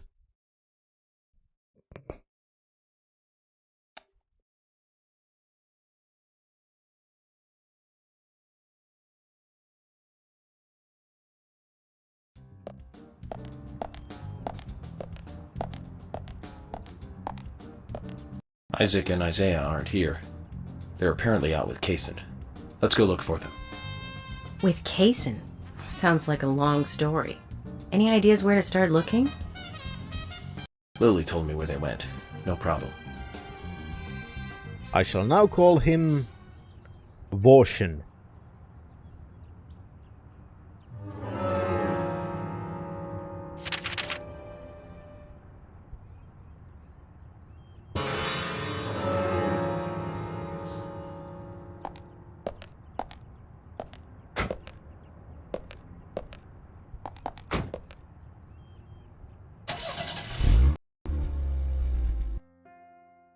And today, we're stuck here having to search for lost children. They're not lost. We're the ones who are lost.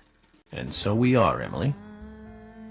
Zach, we may as well have fun if we're getting lost. You sure know how to take your time at a time like this. Also, you smile like a fucking psycho.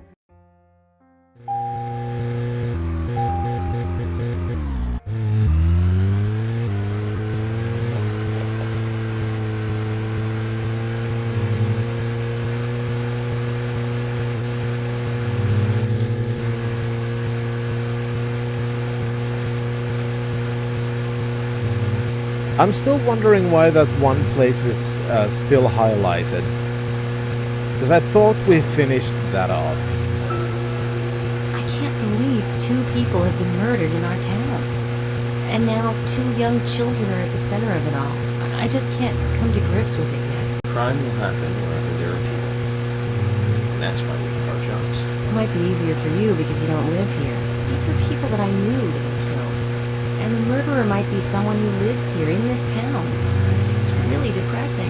I know. But someone has to bring this murder to justice. You're right, I know. But, Agent York, sometimes I just think I'm not really cut out to be a cop. Not true, Emily. You have the potential to be a superb law enforcer. You can be emotional at times, but you also possess what's most important. I do? A great butt. What do you mean? What do you think? A sense of justice. Oh, that's too. I must admit, I'm surprised to hear such a, how should I say this, such an obvious answer.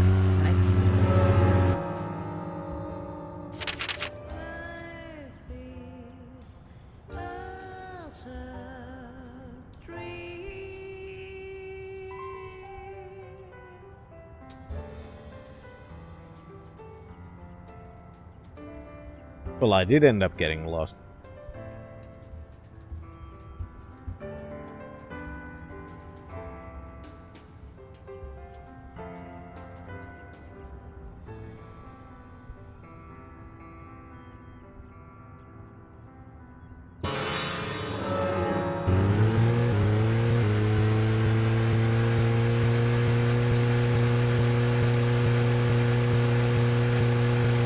Oh well.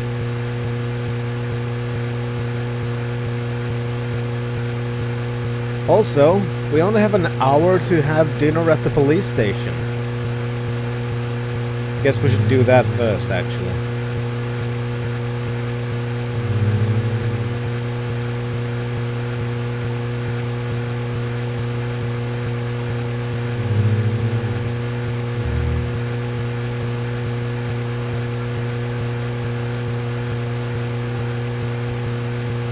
I don't know the fucking names in English. Lunch, breakfast,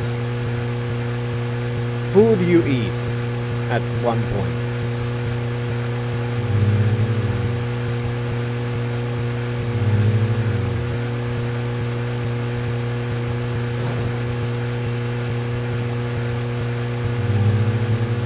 That's the thing we have an hour for.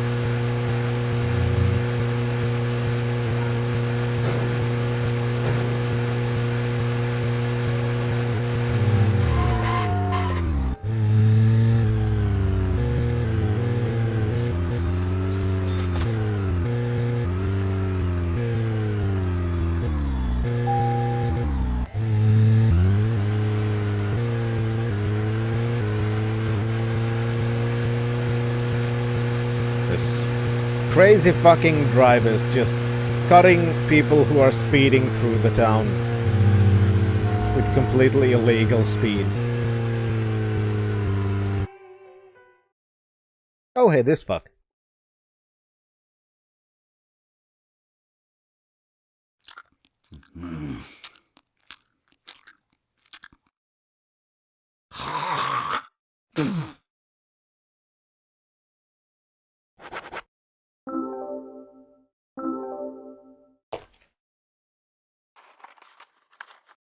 Benjamin, my good buddy. Listen up. I got something new to tell ya. Haven't you been to the general... I'll tell you another one when I see you again.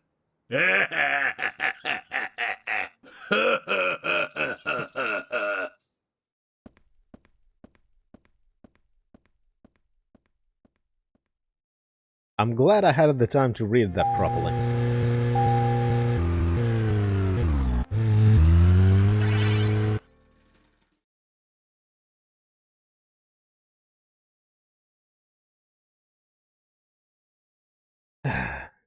Uh-huh. No, I...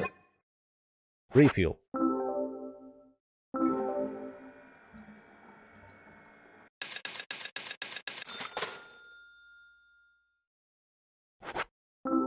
Fine, let's have a wash too. Does it do anything?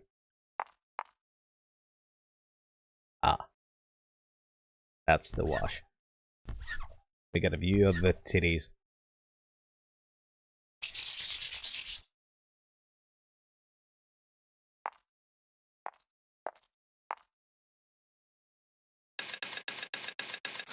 It also repairs the car.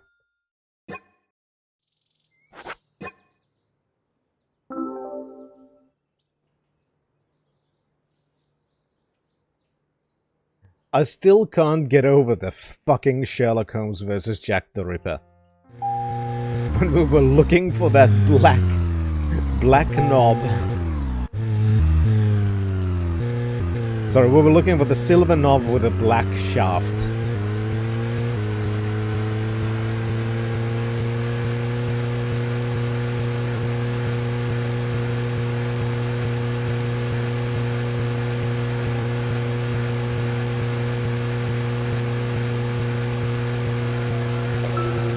I'm thinking. Can you give me some space? Don't worry, I can look for the twins at the same time. I can't give you space. Space hasn't been here for years now.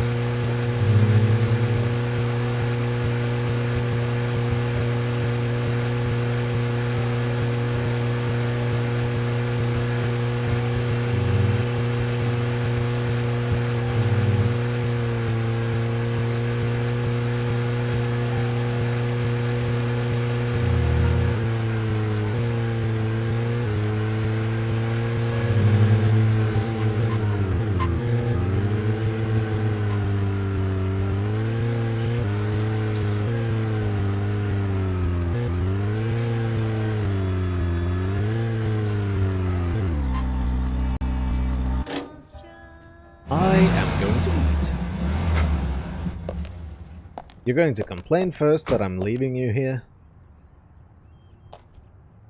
And then we're gonna eat together.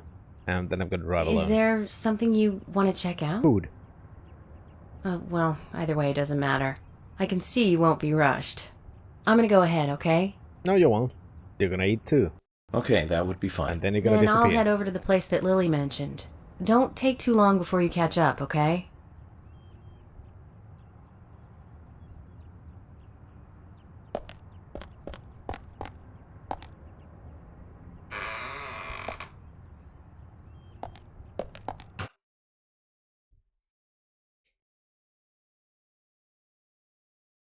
I just wonder what kind of banter are we gonna get today.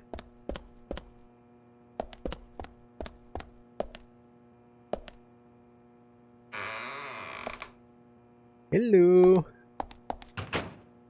Where are you, my chef? I want food.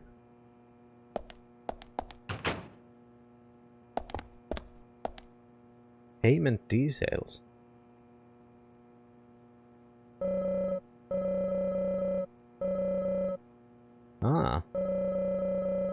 can see some...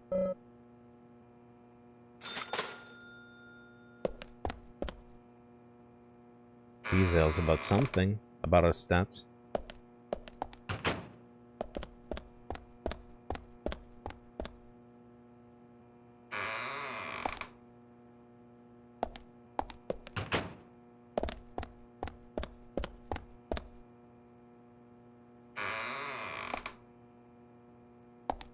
Where's our cooking, mama?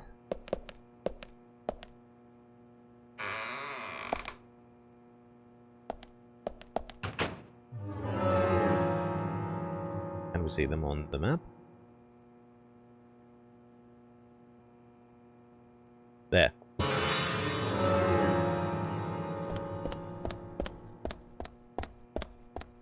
I guess we should also change. It is a new day after all. Not much harm in getting new clothes. Lunch Thomas.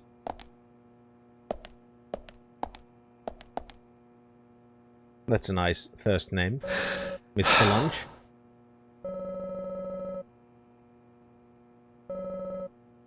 Yes, please, give food. Told you she'd be here.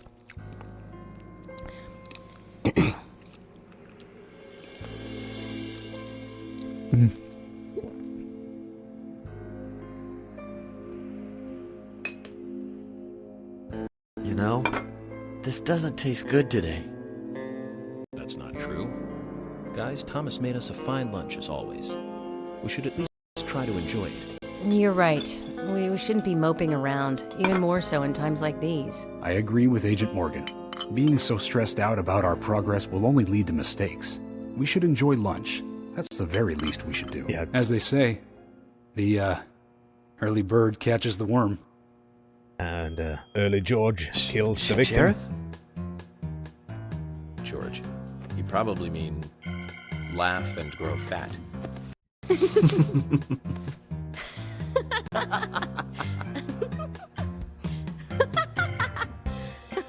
Yes, well, okay.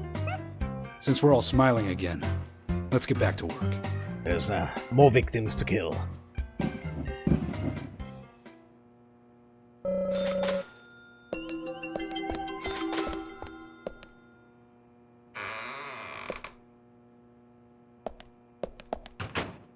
What do you mean I don't have respect for the sheriff? I have absolutely no idea, Shannon. Like, zero idea.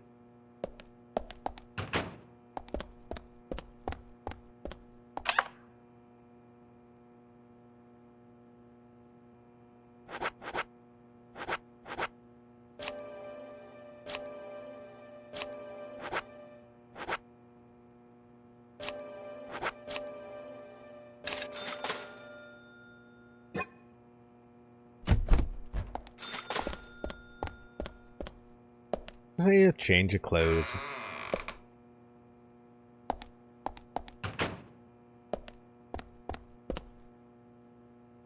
Unfortunately, we don't have the hair for that, but, you know, do what you can.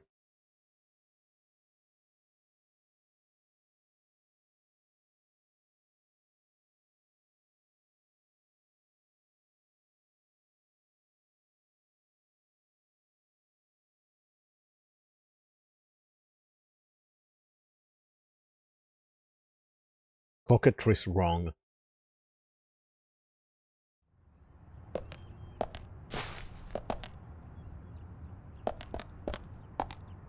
Now where's my car?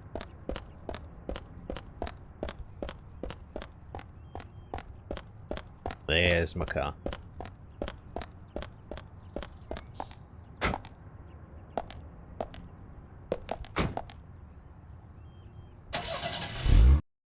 That's much better.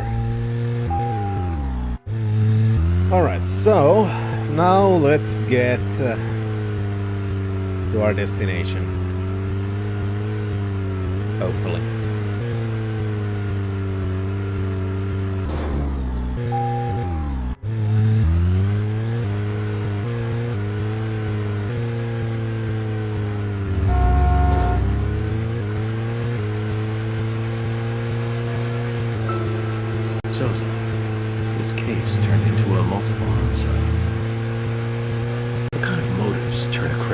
a serial killer? Is it hedonistic? Ritualistic? Copycat crime? Sex-related? Cannibalistic? From the Bureau's statistics. These interesting ideas don't always really explain the real motive. They're just words. Phrases that the media uses to scare citizens. The spotlight falls on a mere 1% of all cases. Only the weird ones. You understand all this, right, Zach? Yeah, I do. I agree the 1% should be victims. At the root, there's always rage and personal interest. Right, Zach? Most people simply... I mean, he is eating their tongues, so... But that kind of common sense never applies to our investigations. Maybe we're lucky. Or unlucky. Or at least biting them off. We end up working on those cases in that 1%. Jesus Christ, this car doesn't turn First shit. case we handled just after becoming a special agent. Now, let's talk about this another time. I don't feel like it right now.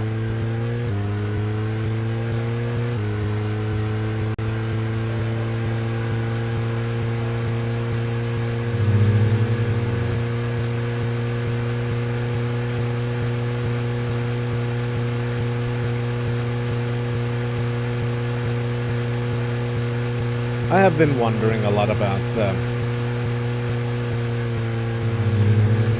how I do want to continue the videos this year. Because I've got so many fucking games, right? I've just been wondering in what order I want to do things and what do I want to do and how do I want to do things. Those are always the kind of semi-difficult questions that you ask yourself every new year.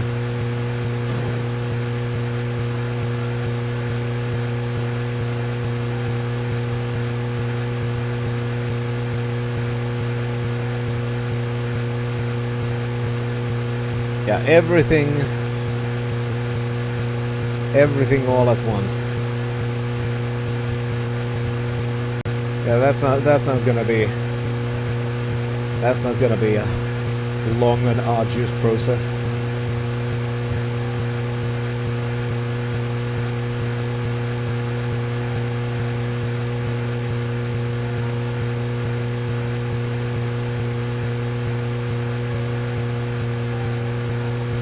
I'm like, that would be one thing, like, if I would do, like, let's say, an entire Alone in the Dark retrospective, going through every single game in single video.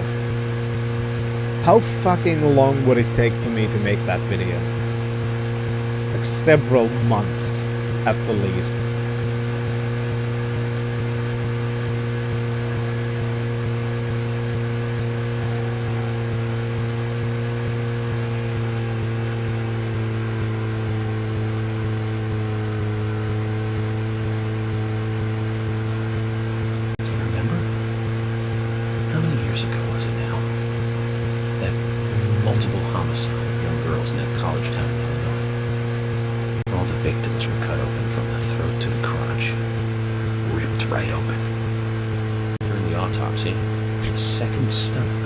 Inside the first victim's body. Of course, she didn't naturally grow a second stomach. One of the stomachs belonged to someone else. As more victims piled up, there was one with 2 hearts, one with 2 livers, 4 lungs. Different organs each time. Of course, those extra organs didn't do the girls much good, right, Zach? And they say too much is never enough. In the end, we arrested a professor at the men's school. They found the body of his daughter, dead and the missing organs at his house. Remember what he said when we took him in? I was ordered to restore those deformed bodies back to normal. And remember who he said ordered him? An alien. Well, of course we couldn't arrest an alien, so we arrested the professor instead. Serial killers can't be caught by logic and common sense. I learned this the hard way. That first case taught me that. Since then, these cases just keep getting more and more complicated. It's a tough job. I thought getting experience while I was young would make the job easier. Sounds like a normal day at school. What? Having girls murdered and somebody shoving extra body parts in them?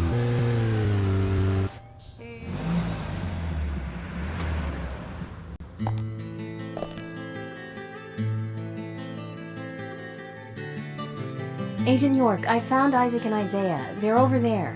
Let's go.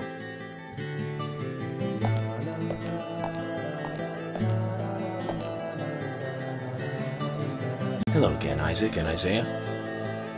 I hear you're teaching The Willie twins to do are tricks. stroking the willy. What's your secret? It's easy. Really simple. If he does it right, we give him a treat. A cookie if he does it right. I see. Very clever.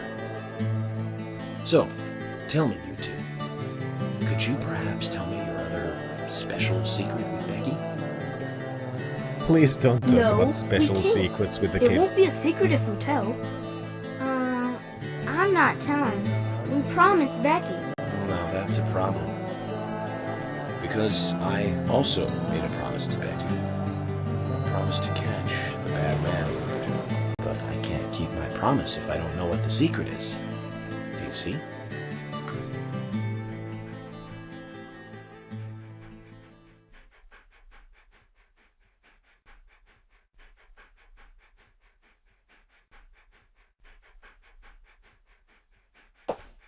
She told us to give Diane a box.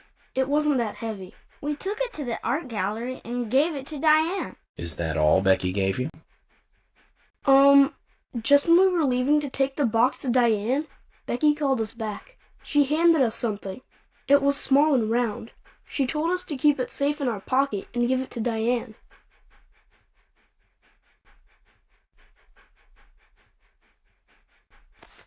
And then you met Carol on your way? Yep, I took the round thing out of my pocket and we looked at it. And then she talked to us. We told her that we were on an errand for Becky. She said she'd do it for us. But we told her no, because Becky asked us, not her. We promised Becky to do it ourselves.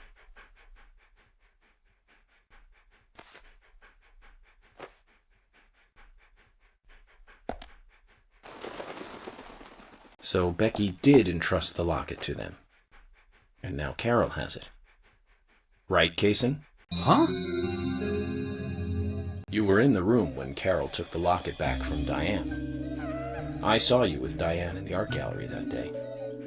Well, yeah, I was there in the room, but I was only chatting with Diane. Oh, then Carol burst in, all angry looking. While Carol and Diane had their talk, I just sat there like a frog. Yeah, so Carol took the locket from Diane, but that has nothing to do with me, right? Yes, I believe so. But from this instant, you are now a key witness in this case. I'm afraid you can't leave town until you hear from me. What? Can you do that? This is all starting to sound a little like Alice in Wonderland. Which makes you Humpty Dumpty. Huh? And I've got a gun I can use to break you. Isaac and Isaiah, thank you. I think I'll be able to keep my promise with Becky thanks to you two. How is Becky?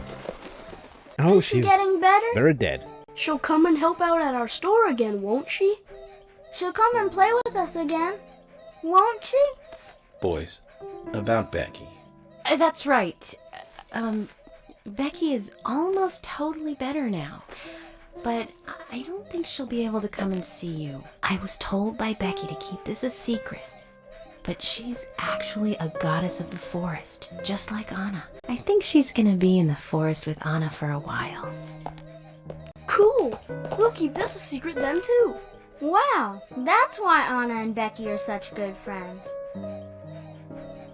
Okay, Willie. You're happy too, aren't you? Zach, I hope Emily doesn't end up as a forest goddess too.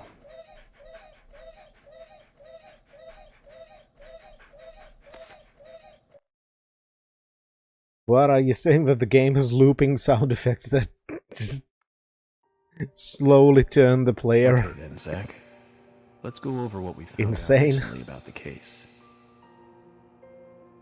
First, Diane, the owner of the art gallery. She was out drinking with Nick Cormack in a bar on the night Anna died. Nick confirmed this, and so she has an alibi. But then we have what Nick's wife Olivia told us. According to Olivia, Nick and Diane not only went to the bar, but also went somewhere else that night. Do you remember where that was, Zach? Ooh, the questionnaire. I remember. They went to the art gallery. That's right, the art gallery. Before entering the gallery, Diane looked back towards Olivia, almost as though she saw Olivia in the dark. And she was Nick's Satan! behavior has also become more suspicious by the day. If Olivia is correct, then he is heavily involved in this case. But we have no conclusive evidence of that at the moment. The only thing we can say for sure is that Nick's whereabouts are unknown at the time of Becky's murder. He has no alibi for the crime, but that fact alone means nothing. So who was it that called Thomas to report trouble at Becky's place?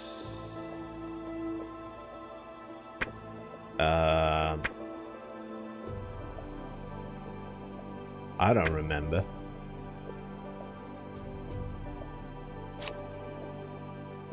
That's right. It was Quint, Becky's boyfriend. He went to her house and saw the tragedy. Now, about Becky's murder. I'm embarrassed and mortified. The killer struck again while we were on the case. We found her bitten off tongue. A massive amount of red seeds that poured out with the blood. And an inverted peace symbol, like the one seen at the site of Anna's murder. From the similarities, one can deduce that Anna's killer killed Becky. We also found one other important piece of evidence in Becky's room.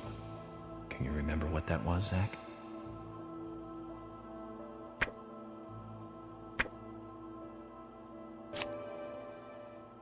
That's right. We found a sketchbook in Becky's room. She had apparently written a letter to her sister Diane. It revealed that Becky took a locket from Anna's body at the crime scene. She also admitted to borrowing a pair of Diane's stiletto heel shoes. So Miss Stiletto Heels was Becky. There was something else at the end of the letter. It said that she handed the locket and stiletto heel shoes to someone. Do you remember who, Zach? Yeah, the fucking dumb kids we just talked to. That's right, Zach. And from what Isaac and Isaiah told us, Carol offered to take the items to Diane, but the twins refused. They gave them to Diane themselves, as they had promised. For some reason, Carol wanted the locket. She ended up storming into the gallery to take it from Diane. And when Carol took the locket from Diane, Kaysen just happened to be there. Is Kaysen involved in this? Or was he just there by coincidence? I wonder what's so special about the locket, too. Why did Carol want it so badly? The questions are mounting. Come to think of it, Quint, the first witness, has no alibi for Becky's death. We checked the phone records, and his call definitely came from her house. Is it possible he attacked Becky and then called us from the scene? But everyone is suspicious one way or another. What should we do next, Zach? Fish. Okay, who's the most suspicious? Me.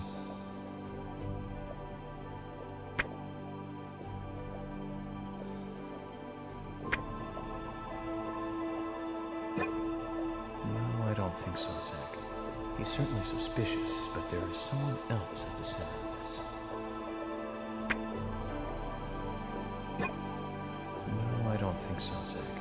He's certainly suspicious, but there is someone else at the center of this.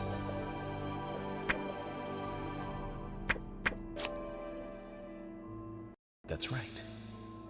Becky's sister and Carol's enemy, linked to both Nick and Kaysen, the elegant owner of the art gallery.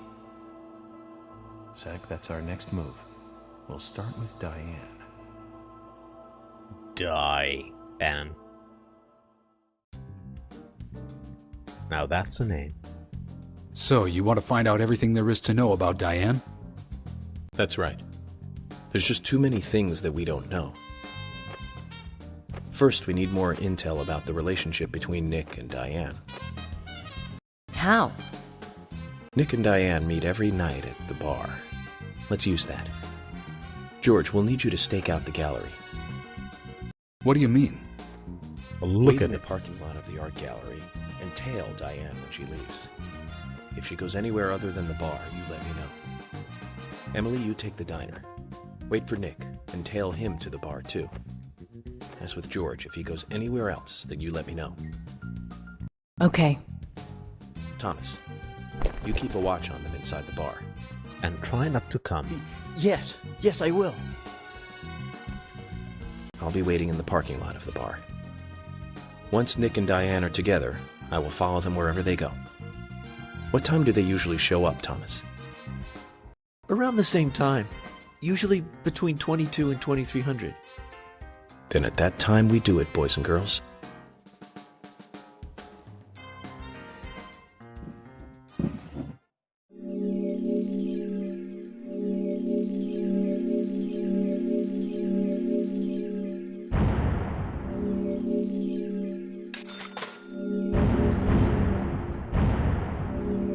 Yay, we got more money. Alright, so... stakeout thing. But I wonder at what time we're gonna actually start this next segment. If we're gonna have to be there at 10 in the evening.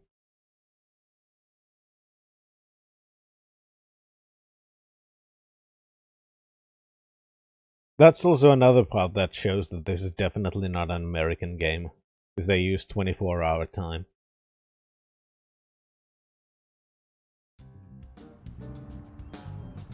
Zach, we need to be at Carol's bar at 2200. Looks like we have some time to kill.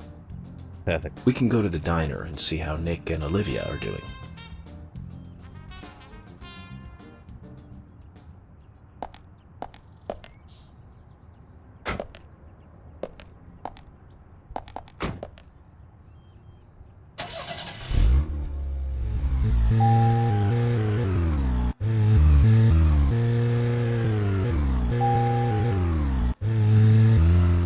Depends on who says it smells like steak. If it's an American, I'm gonna assume it's just steak that's slightly seared from the top, but otherwise it's raw.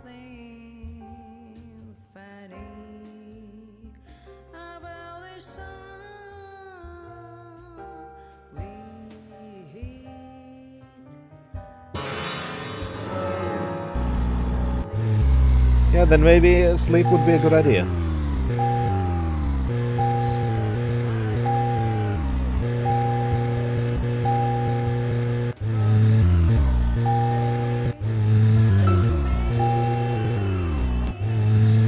There was another really bad one around this time of year. 3 years ago. Remember, Zach? I don't remember shit. Yes, that's right. That one. Multiple homicide, same MO. Across Utah, Colorado, and Missouri. The victims were all average married housewives. But after being run over so many times by a car, they didn't look human. 5 victims in 2 months in the 3 states. The way he killed them was always the same. But aside from that, there was nothing sleep that well, linked the victims Shan. together. Well, they You're were not all gonna men. miss much since in about half an hour I'm gonna have to go Race, to work nothing was anyway. matched up. Tire marks and fragments of paint ID'd the car that was used. That's where things got really tricky. The perpetrator used a 1993 model Cadillac Elante as a weapon. It was registered in the name of one Senator... No. Ted Cruz? I don't feel like talking about this anymore.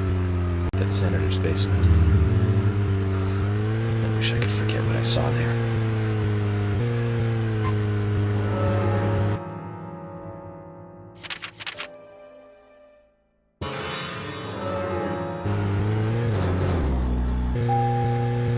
Of course it's fucking closed. I wanna get the side quest from the goddamn stupid kids.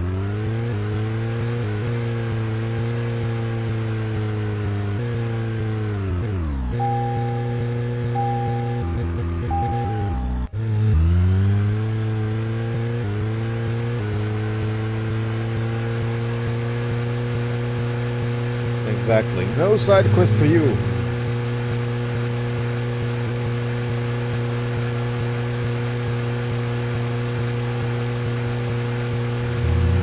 Fucking suit Nazi.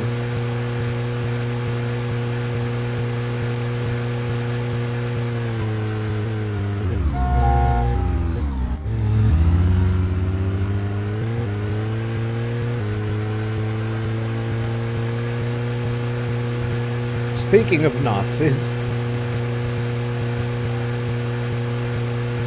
the fucking Ethan Klein content nuke was one of the worst videos I've seen in fucking years.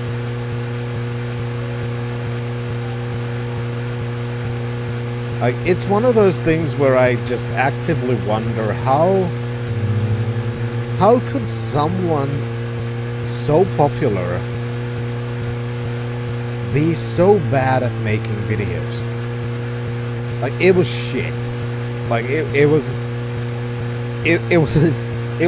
really shit.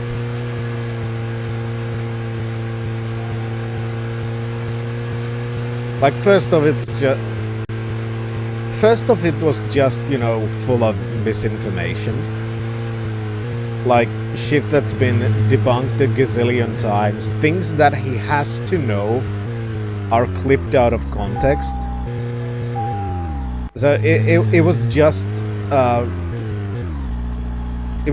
a hit piece.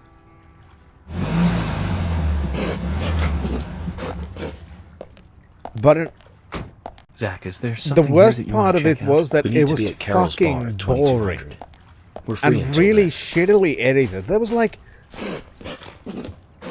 for example, he just used like the Seinfeld theme as a punchline to a joke like at least 6 times during that video. It's a 1 hour 45, it's around 2 hour video, I don't remember exactly how much less. But it's about a 2 hour video where, you know, there's at least 6 jokes that are just playing the Seinfeld theme. Like, it's not 2010 anymore. It's not funny. Especially when it's completely out of context. It doesn't mean anything. It's just the worst fucking video I've seen in a very long time. Wait for the right timing to get a big hit, but if your line breaks you will lose 1 bait, so be careful. So we're gonna lose our bait. I don't know how this works.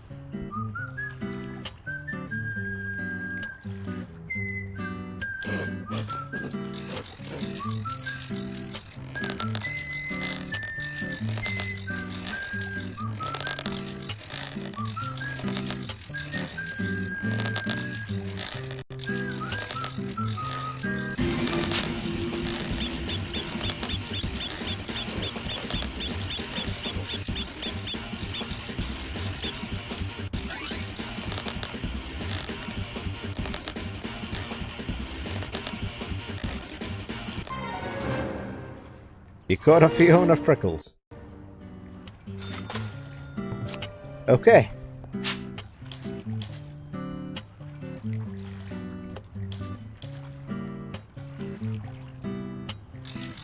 I don't know, Theron. It's just a mediocre sitcom, basically.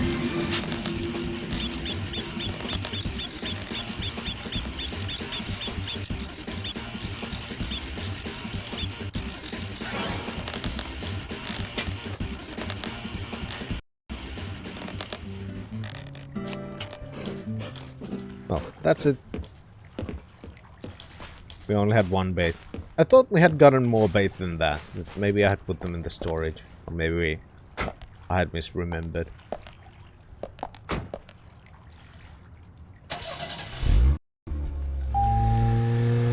We do need to get more bait because I wanna... There was that one fishing side quest.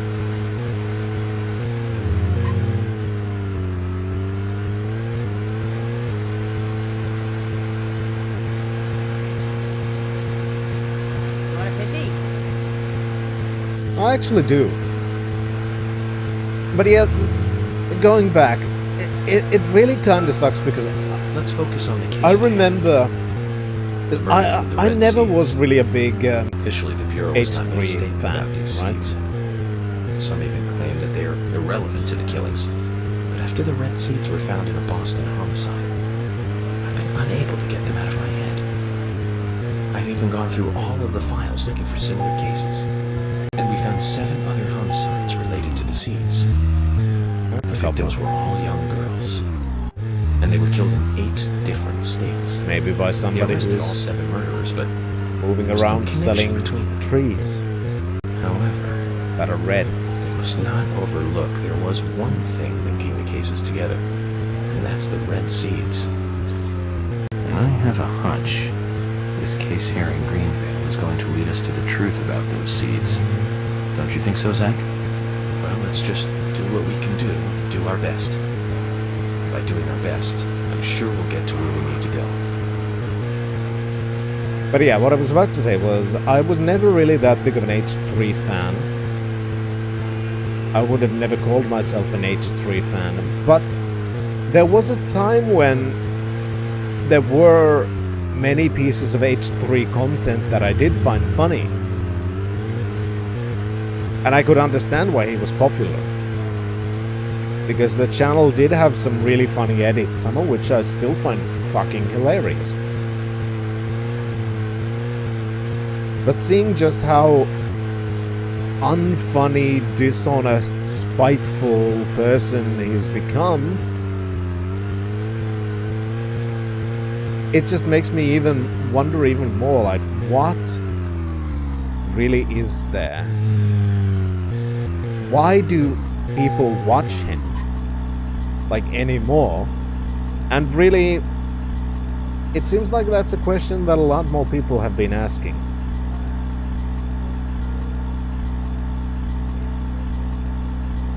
Because let's see if the thing is still going on.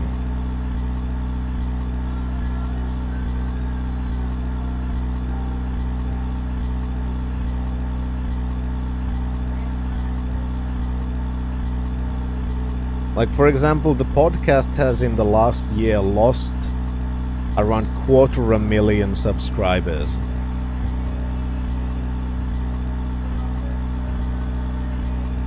Weekly views have gone down to less than half of what it was. And that's the active channel. Same thing with the H3 Productions, which hasn't seen any other video except the fucking content nuke.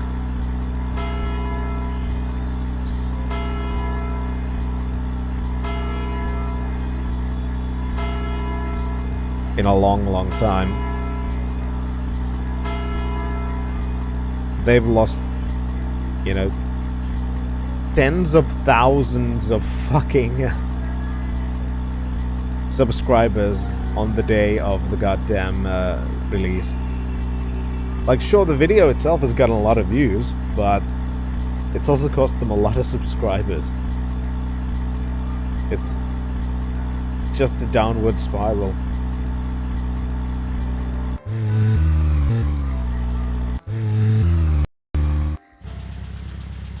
They are. Zach, looks like we still have some time to kill. Let's pass the time elsewhere. They are a signs of a dying channel. Do you want to know what else is a sign of a dying channel? When the channel owner is Zach, is there something here that you want to check out? We need to be at Carol's bar at 2200. We're free until then. He's basically begging for subs and YouTube membership.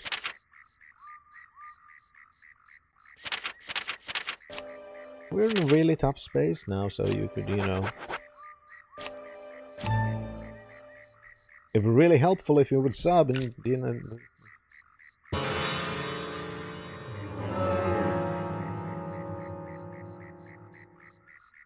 You're a fucking millionaire, and you're doing that. That's not a good sign.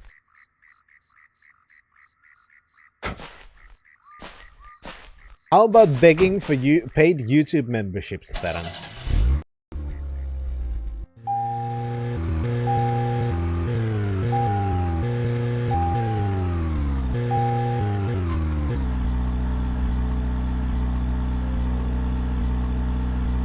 I mean, yeah. How would everybody like it if I was, you know, we're going through a really tough patch right now, so, you know, if you could, you know, just, you know, click that subscribe button, it's, €5 for tier 1, or you could use your free Prime sub, or maybe, you know, put in the tier 2 or tier 3. You can also gift subs to people, you know. There's also, you know, the button you could press to just give me money directly, and, you know. But, you know, it's so fine. I'm not trying to pressure you into anything or anything. I'm just... Yeah, it's... And especially when it's a fucking millionaire doing that. It's like, dude, come on. Come on. What are you doing?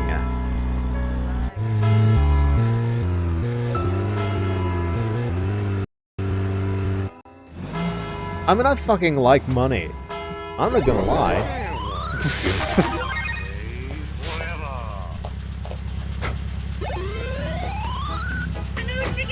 Nick's still in the bar. Just as we planned then. I wonder what happens next. Agent York, you're really enjoying this, aren't you? I have to admit, I envy that. That was the best fucking timing. Thank you very much for your 2-month resubscription. Thank you so much. What about Diane? And that is... Shut up for a moment. Oh, never mind, I skip. That doesn't force that skips. Sorry to keep you waiting. Let's go. One moment. I'll say in a... Okay. Time to play with the big boys, Nick. I'll say some things when I can pause. Thank you. Because I have taken this idea from Mono, and I thoroughly believe it. The 2-month resubscription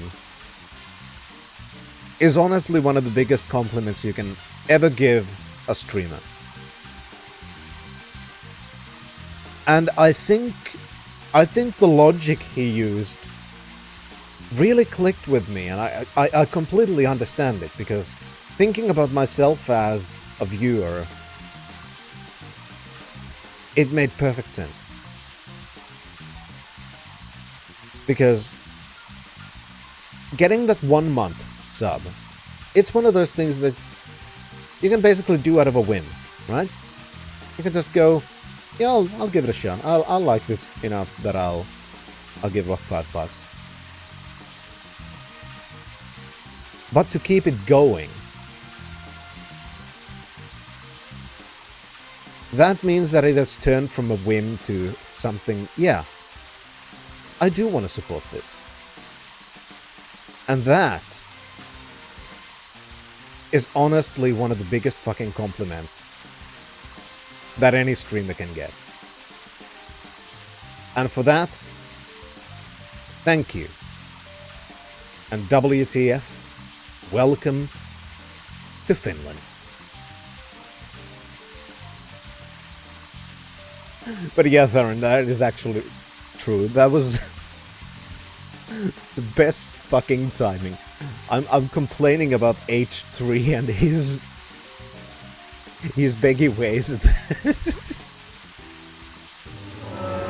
That was beautiful.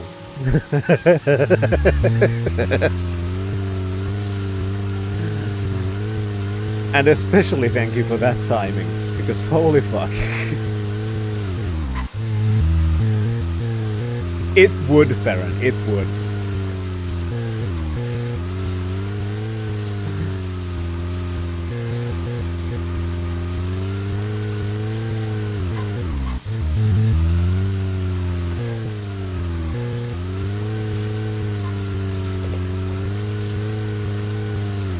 Alright, so let's see where Nick is going.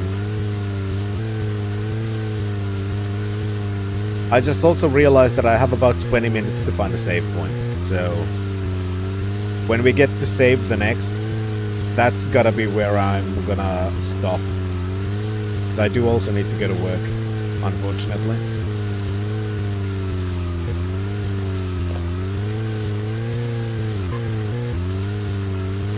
This game is absolutely horrible jank, right? It's not by any means what you would call a good game. But holy fucking shit am I having fun playing it. Like, it's kind of similar in that sense to how I enjoy My Summer Car, which also is not a good game. It's tedious, it's annoying, it is very janky, there's so much wrong with it. But holy shit is it fun. Exactly, Theron. You know, sometimes games don't have to be what you would call, you know, objectively good. But they can have so many things wrong that are objectively wrong and not good. But they can still be fun if those flaws connect in a good way.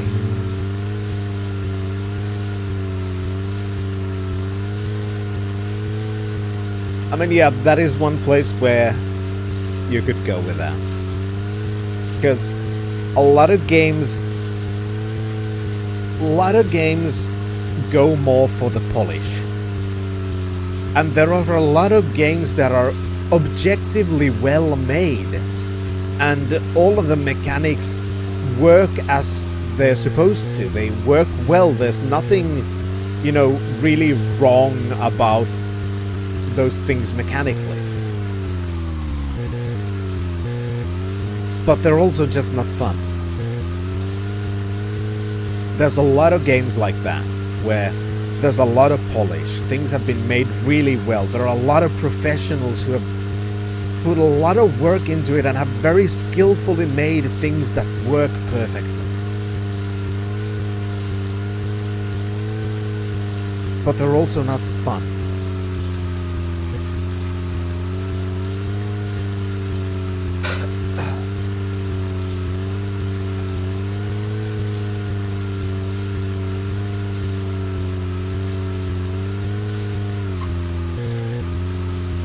But then there are also those cases where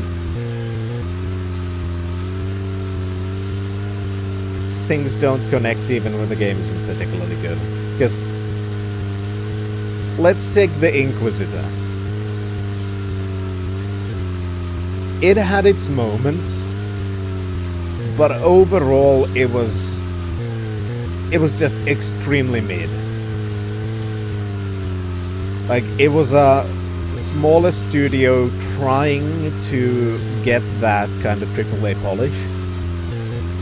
And I feel like they too kind of forgot to look for the fun factor. And instead were just trying to make the game, you know, adhere too much to the kind of polished AAA style.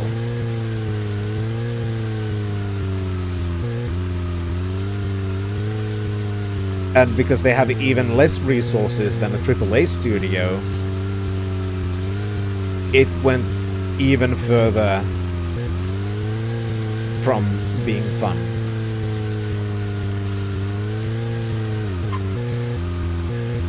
Yeah, I feel like that was exactly the case, but that's exactly part of the problem, Theron, because they weren't trying to pull The Witcher.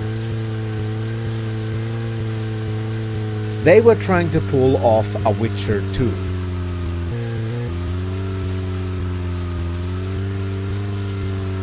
If that makes sense. They tried to skip the very janky, weird beginning and tried to jump directly into the more polished multi-platform console release. And while in a way that is admirable, when you fail at it, it really shows.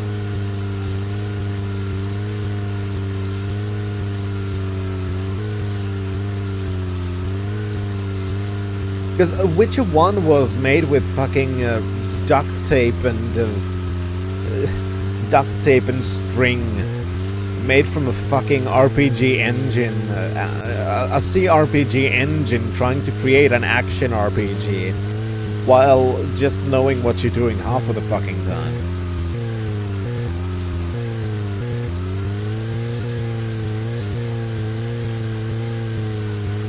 And it was really fun. I mean, that's one of the things that I really was kinda surprised about, but kinda not. Because when Mono played through the Witcher games for the last time, and he played Witcher 1 for the first time, he ended up actually liking the first one the most. Even though it's one of those games that a lot of people are saying that it's bad exactly because of those things, because it is kind of jank. But it also has the most of that kind of innocent passion. Not saying that there's no passion in the other games, but it's just the most, you know, clearly one of those games that just people just wanted to make because they wanted to do something great just out of it, not having any idea if they were able to do it or if it would be any successful. Holy shit! How doing, Rez?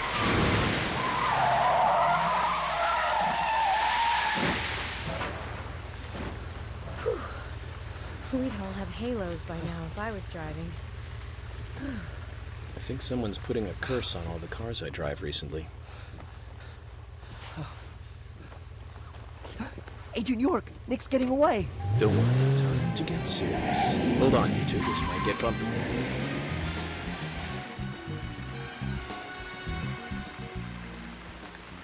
I mean, yeah, Thurn, if they had made it more like Sherlock Holmes Crimes and Punishments, it would have been much better in my opinion, but instead they were trying to do Witcher 2, basically. Is Nick here? George? No, he hasn't showed up here. What about Diane? Any movement? No action here at all. Did something happen? Yes, a little. But George, something's different about you. Are you okay? Did you kill someone Actually, else?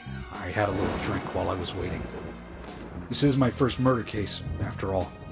I'm on edge, and I needed one. It was only a little, though. I'm still in control. No, you're in Deadly Premonition. Control is a different game.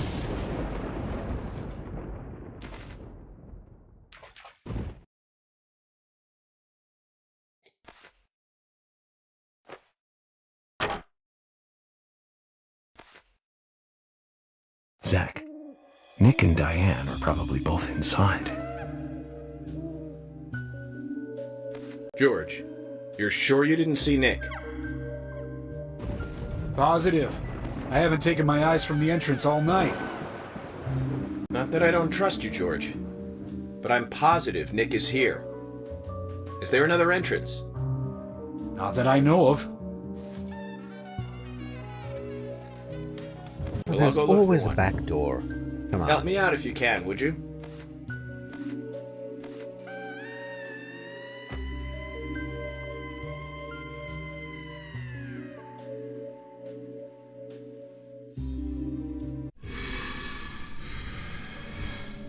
Yeah, Thurnan, that's part of the problem. Because if you're gonna try and put on a gazillion different gameplay elements into a game, you need to focus more than on that gameplay. Or you're gonna have to cut some of those features and choose which ones are the most important. And that's why I'm saying that they should have gone the crimes and punishments route, which was a part of the gameplay, was trying to be a little bit like Sherlock Holmes, the newer Sherlock Holmes games. But instead they also had to add other things because they wanted to do their own thing. And that caused all of those gameplay features feeling kind of half-realized. So instead, in my opinion, for example, they should have cut off... they should have cut off, like, the fucking fighting and the stealth shit, and just focused on the investigation and have the other stuff be more in line with that gameplay.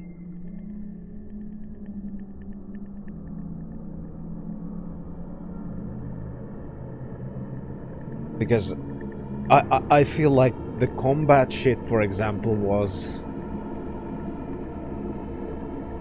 the most boring aspect of the game. Because I see exactly what they were trying to go for with it. But if you're gonna go to something like that, you're gonna have to do it a lot better. Because it was really, really janky, and it was trying to be pretty much exactly like Witcher 2 combat was. And it just didn't work. So either you would have needed to spend more time on that, or decided that that's not the kind of game you want to make. You would have had to do one or the other.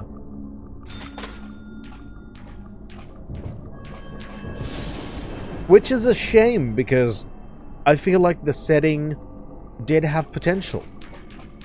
Like a lot of it. I liked a lot of things about the Inquisitor, but there was also just the problem of trying to do too much. I mean, if they are going to make another one, I would not be surprised if they are going to take at least some lessons. We can just hope that they are the right ones. Because, of course, we don't know what their vision is.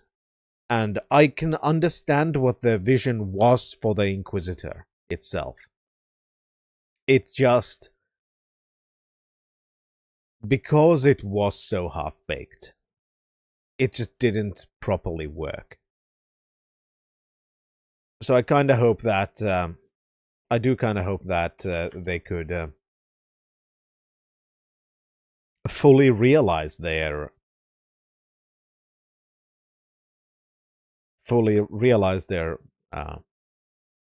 vision. But right now, what I do want to do is take a short rest before I'm going to have to go to work.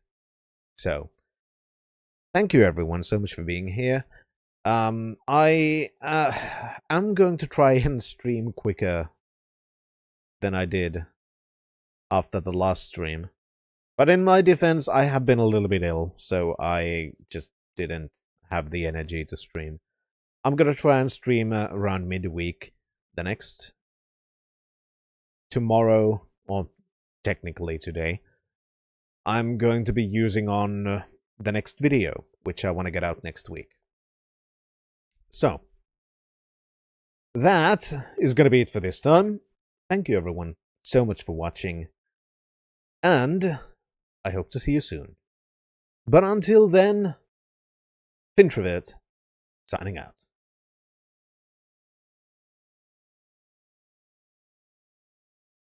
Next time, obey.